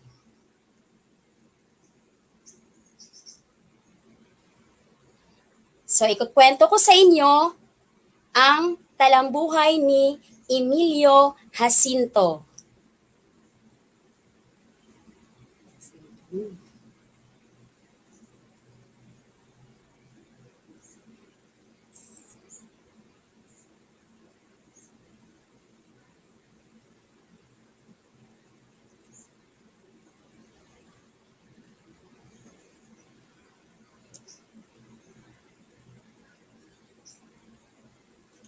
Okay, bago tayo magsisimula sa talambuhay ni Emilio Jacinto, meron muna kayong sasagutin na mga katanungan. Ito ang ating talasalitaan. So ang unang tanong o ang unang sasagutin na talasalitaan, si Marciano Jacinto ay ang ama ni Emilio Jacinto. Ang kaniyang hanapbuhay ay tagatala. Ano ang ibig sabihin ng salitang tagatala? A. Tagalista. B. Between.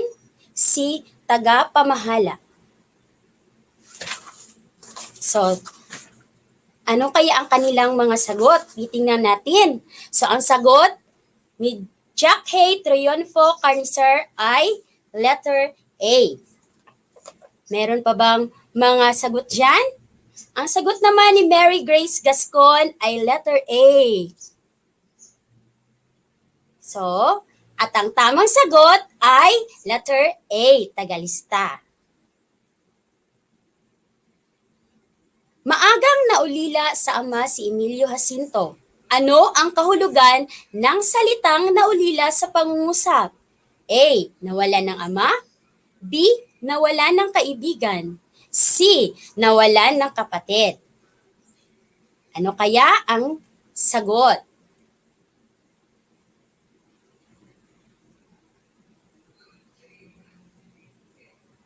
So, ang sagot naman ni Eliza Kate Romero Bigonia, A. Sagot naman ni Sid Puerto ay letter B. At ang sagot naman ni Ariel Abi ay letter C. At ang tamang sagot ay nawalan ng ama. Ang galing naman ng ating mga tagapagpakinig. Okay, ikatlo at huli.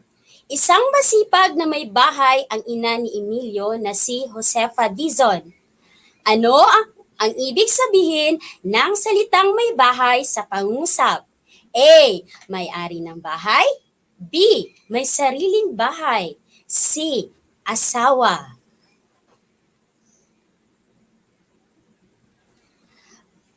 Okay, so ang sagot ni Jack Hay Triunfo Carnicer ay letter C.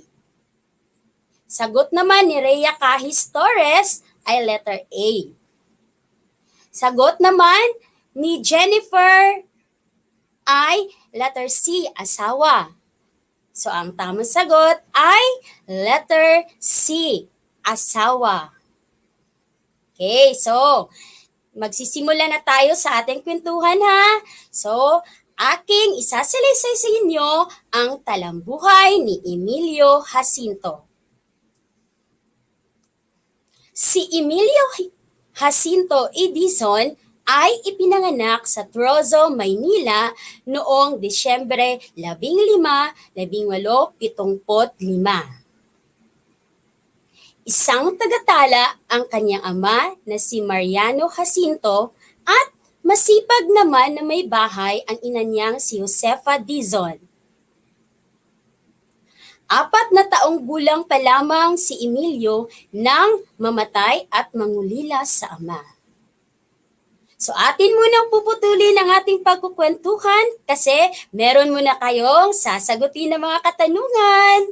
Okay, unang tanong. Kailan isinilang si Emilio Jacinto?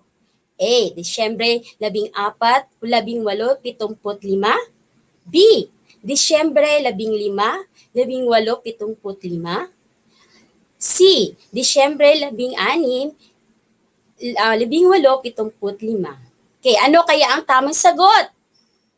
Okay, ang sagot ni Sid Marco Puerto ay letter B. Sagot naman ni Rhea Kahis Torres ay letter D. At ang tamang sagot ay letter B. Okay, ang galing naman ng ating tagapagpanood o tagapagpakinig. So, ikalawang tanong. Saang lugar sa Maynila ipinanganak si Emilio Jacinto? A. Tondo, B. Trozo, C. Malate. Okay, so, ang sagot ni Ma'am La Marie Hesta Cardona ay letter B. Sagot naman ni Ariel Abi ay letter B. At ni Janelle Cubero ay letter B. So, ang tamang sagot ay letter B. Ikatlong tanong. Sino ang mga magulang ni Emilio Jacinto? A. Marciano Jacinto at Josefa Dizon. B. Marciano Jacinto at Josefina Dizon. C. Mariano Jacinto at Josefa Dizon.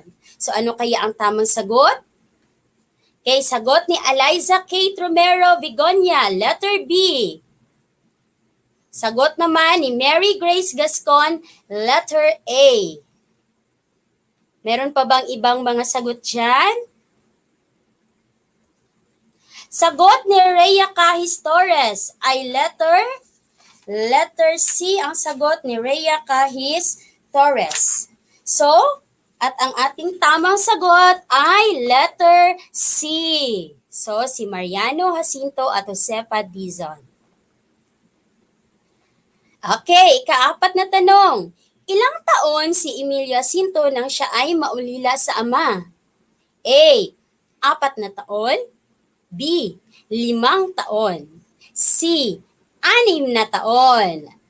Okay, sagot-sagot. Ano kaya ang tamang sagot? So, ang sagot ni Beverly Aleria. C. Final answer. Sagot, binago ni Beverly Aleria yung kanyang sagot. Letter A. Sagot ni Mary Grace Gascon. Letter A. Sagot naman ni Ariel Abi. Letter C. So, ano kaya ang tamang sagot? Okay, ang tamang sagot ay letter A. 4 na taong na siya ay naulila sa ama. Okay. So, ipagpapatuloy natin ang ating kwentuhan. May angking katalinuhan si Emilio, kaya sapat lamang ang naipong pera ng mga magulang ay sinikap siyang pag-aralin. Sa pribadong eskwelahan ni Maestro Pascual Ferrer, unang nag-aral si Emilio. 6 na taong gulang pa lamang ay marunong na si Emilio ng salitang Kastila o lengua de tienda. Kaya siya mahusay sa parehong Espanyol at Tagalog. Nag-aral siya sa Kolehiyo de San Juan de Letran sa tulong ng kanyang tiyuhin na si Don Jose Dizon at tinapos niya ang kursong bachelor. Kinuha ni Emilio ang kursong abogasya sa Universidad ng Santo Tomas. Naging kamag-aral niya dito sina Manuel Quezon, Serios Menya at Juan Sumulong. Oops! Puputulin ko muna kasi meron na naman kayong sasagutin ng mga tanong. So, unang tanong, sino ang tumulong kay Emilio na makapag-aral? A. Don Jose Dizon. B. Jose Rizal. C. Jose Santos. So, ano kaya ang tamang sagot? Okay. Sagot ni Mary Grace Gascon, letter A. Sagot naman ni Kimberly Wabena Absin, letter A. At sagot naman ni Sid Marco Puerto, letter A din. So, ang tamang sagot natin ay letter A, si Don Jose Dizon, ang kaniyang tiyuhin. Okay. Ikalawang tanong, kaninong pribadong eskwelahan unang nag-aral si Emilio Jacinto? A. Pascual Ferrer. B. Pasio Ferrer. C. Ferrer Pascual.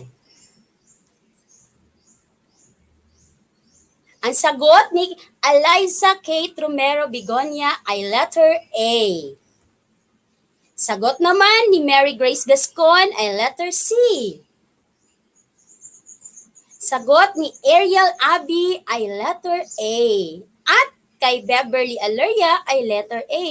So, ang tamang sagot natin ay letter A, Pascual Ferrer. Doon siya unang nag-aral. So, ikatlong tanong, sa anong paaralan Nag-aral ng abogasya si Emilio Jacinto? A. Colegio de San Juan de Letran. B. Universidad ng Santo Tomas. C. Colegio de San Juan de Letran at Universidad ng Santo Tomas. So ano kaya ang tamang sagot? Sagot ni Beverly Alaria is letter B, Universidad ng Santo Tomas. Sagot naman ni Rhea Cahis Torres, letter B din. Okay, sagot ni Lana Velasco, letter B. At kay Eliza Kate Romero Bigonia ay letter B. So, si Emilio Jacinto ay nag-aral sa Universidad ng Santo Tomas sa kursong abogasya. Okay. So, ika-apat at huling tanong. Sino-sino ang naging kamag-aral ni Emilio sa abogasya? A. Manuel Quezon at Juan Sumulong. B. Juan Sumulong at Macario Sakay. C. Sergio Osmeña, Manuel Quezon at Juan Sumulong. Okay, sagot-sagot mga tagapagpakinig. Okay, ang sagot ni Lamari Hesta Cardona, letter C. Sagot ni Beverly Alaria, letter A.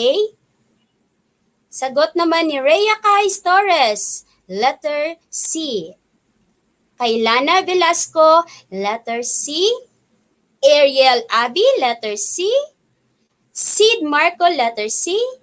Okay, ang galing-galing naman ng ating tagapagpakinig. Ang tamang sagot ay letter C. So, bitin ba kayo? Abangan sa susunod ang pakikibaka ni Emilio Jacinto para sa bansa. So yan po ang mga sanggunian kung saan ko po kinuha yung aking kwento ngayon. At nais ko pong pasalamatan ang mga sumusunod. Ang ating pansangay na tagapamanihala ng paralan, Renante A. Solitario Edi Seso 6.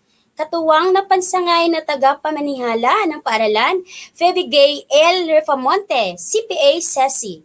Hepe ng CID, Ginoong Januario E. Yamota. SGOD, Ma'am Eileen Ananuevo. Tagapamasid pansangay sa Paaraling Panlipunan, aming pinakamamahal Marisa V. Hayuma. At ang punong guro ng New Visayas Elementary School, Sir Julio Suelto.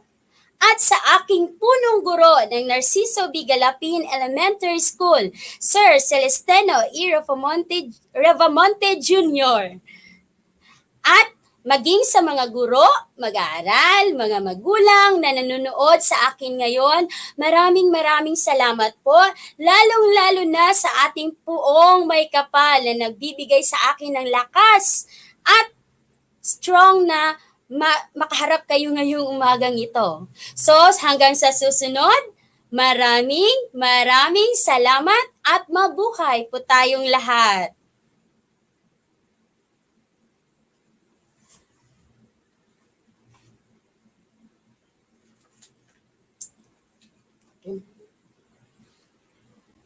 Innovation, integration, industry-based learning, inspiration. This is the division of Panabo City, the forefront of eradicating illiteracy.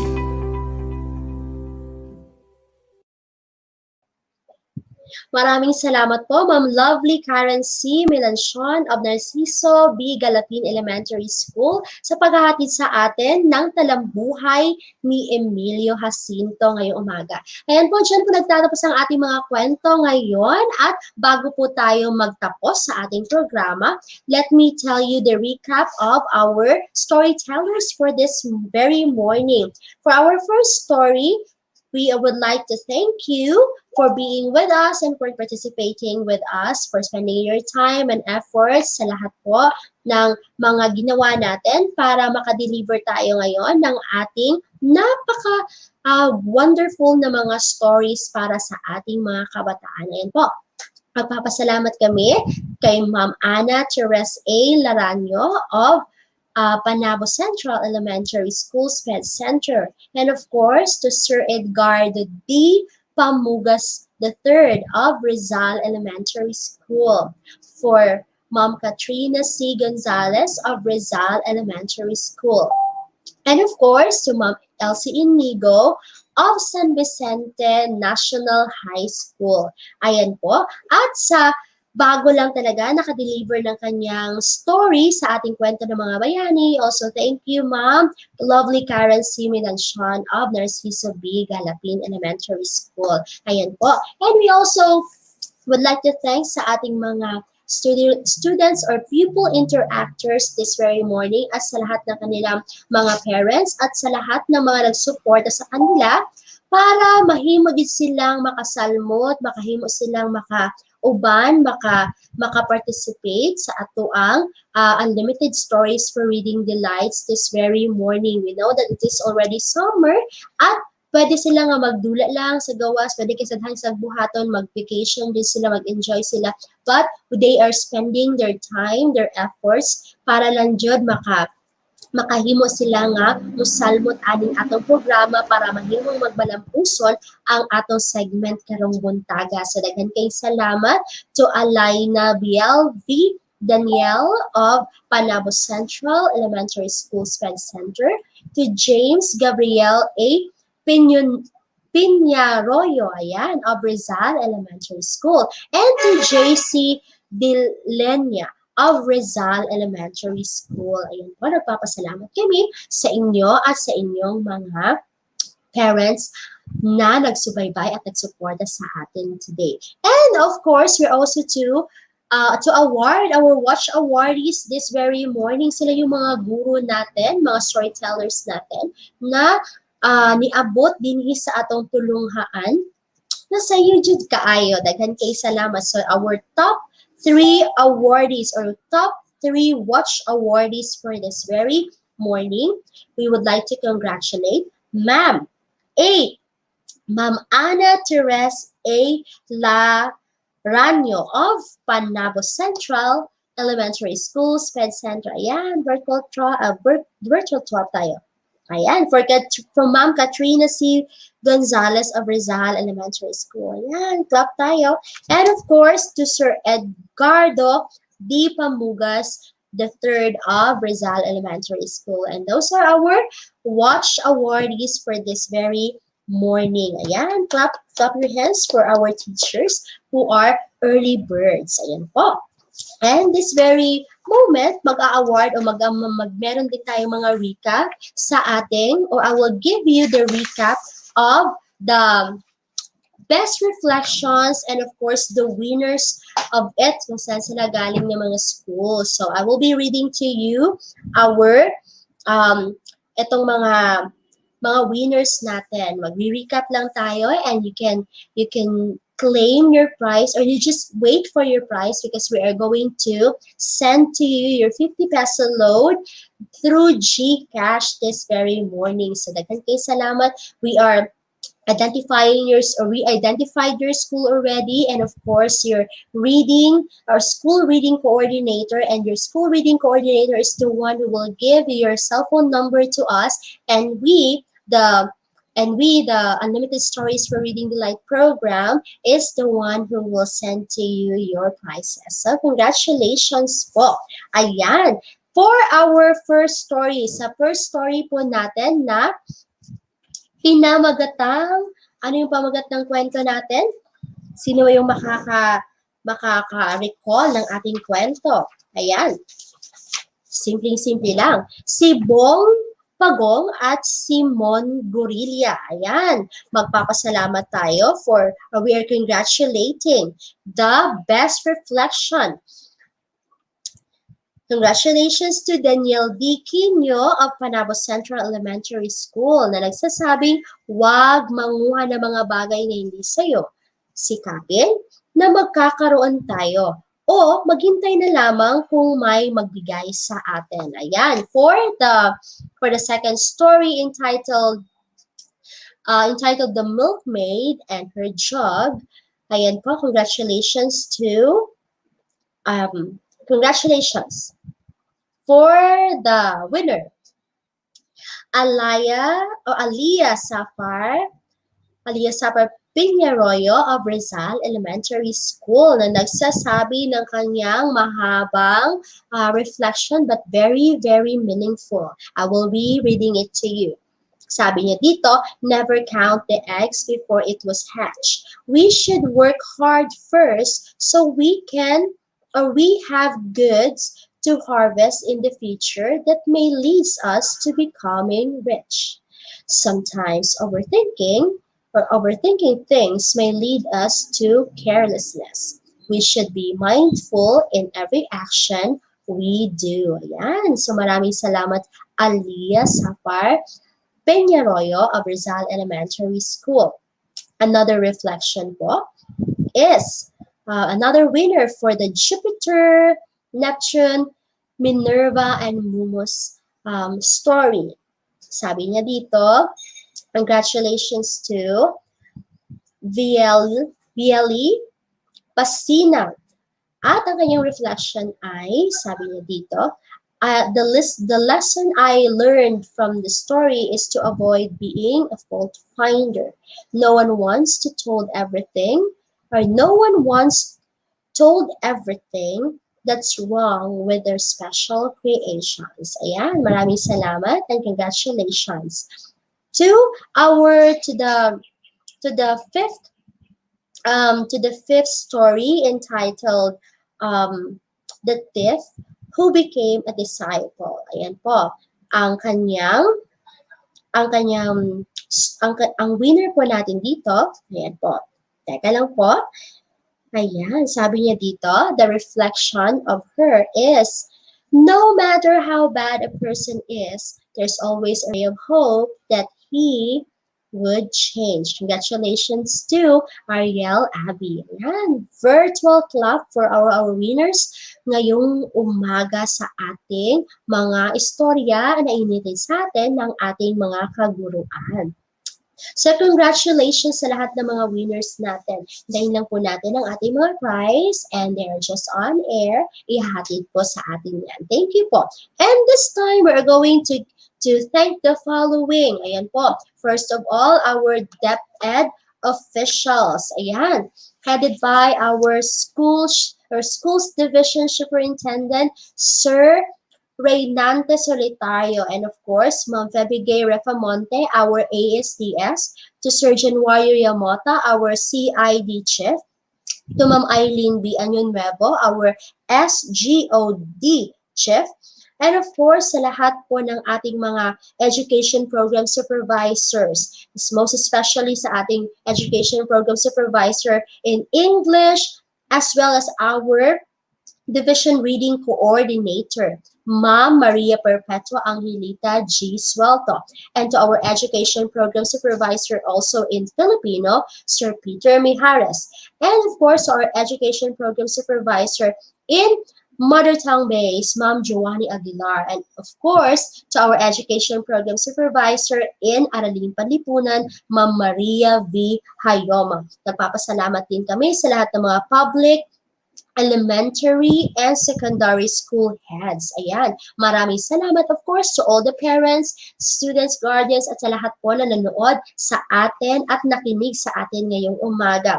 Ayan po. And we also thank the Panabo Cable TV Channel 1, Ma'am Alexandra Chu and Sir James Chu. Ayan po. And to all the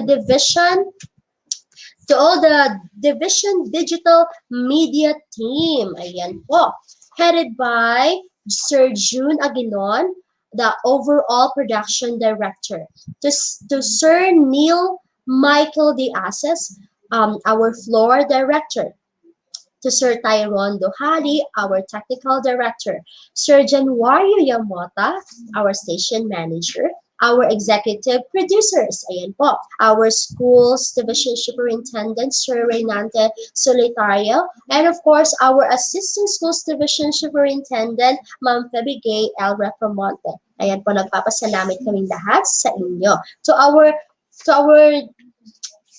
technical working group dito sa ating schools, dito sa Unlimited Stories for Reading Delights, we would like also to thank Sir Charlie Aceron, Ma'am Kimberly Absin, Sir Roland Obeso, Ma'am Davila Ramos, Ma'am Jen Lee Muanya, Ma'am Lenny Pausal, Ma'am Aya Marie Cardona, of course, is our and of course, Ma'am Catherine Sale. Ayan po, maraming salamat sa ating mga technical working group nga sila jud to ang kanang pugihan kaayo, sila jud ang mga kanang naga-address sa mga kuti kaayo na mga trabahoon behind the scenes. Daghan kay salamat ma'am, daghan kay salamat sir. And don't forget also to like the page of Panabo City Division Reading Delights. Ayan po, like tayo and to share also to our friends ang mga links natin, ang mga stories natin na inihahatid ng Unlimited Stories. Not just today, but even sa itong mga niagi pang mga Fridays. Ayan po. Thank you for spending your precious time with us today. At sa lahat ng mga nanood sa atin through DepEd Panabo City YouTube channel, Facebook Live also, and to Cable TV Channel 1. Maraming salamat po. At sa lahat na nakinig sa atin dito sa New Visayas On Air 99.0 AM Radio for a Good Start. Ayan, maraming salamat sa inyong pagpapanatiling pagsubaybay sa ating programa.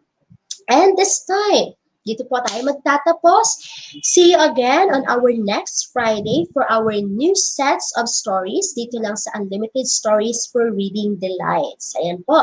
Ito po ang inyong lingkod, Ma'am Sheila Marie S. de los Reyes, na nagsasabi sa atin na when it is Friday, it's Reading Day. So we are saying goodbye everyone and God bless. Keep safe.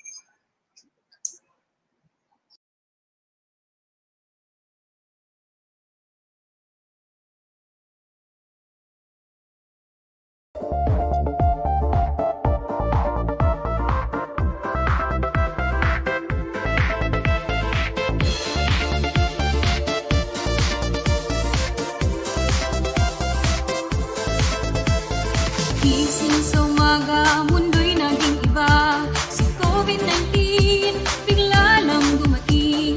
Tayo ay lockdown at home quarantine. At kailangan pa may social distancing. Nalulungkot ka ba? Di ka'y nababagot. Huwag mag-alala dahil kami ay may sagot. Gabay sa iyong pagbasa, si mama at papa, si ate, si kuya, pati na rin si lolo at lola. Sa Reading Delights, tuloy ang pagbasa. Sa Reading Delights, tuloy ang ligaya. Bawat bata, bumabasa. Kahit panahon ng pandemya, we embrace the new normal. Tuloy ang pagbasa, tuloy ang ligaya. Oh, oh. Tuloy ang pagbasa. Oh, oh. Sa DepEd Panabo City, ito ang ating bida. Reading Delights, ito ang ating programa. Sinusulong ang love sa pagbabasa. Ipagpatuloy natin ang nasimula na. 8-week curriculum ating ipinatupad. Home remedial reading ay namayagpag. Modular at radio-based learning modality. TV Aralan ay di pa huli. Sa Reading Delights, tuloy ang pagbasa. Sa Reading Delights, tuloy ang ligaya. Bawat bata, bumabasa. Kahit panahon ng pandemya, we embrace the new normal. Tuloy ang pagbasa. Sa Reading Delights, tuloy ang pagbasa. Sa Reading Delights, tuloy ang ligaya. Bawat bata, bumabasa. Kahit panahon ng pandemya, we embrace the new normal. Tuloy ang pagbasa, tuloy ang ligaya. Oh, oh.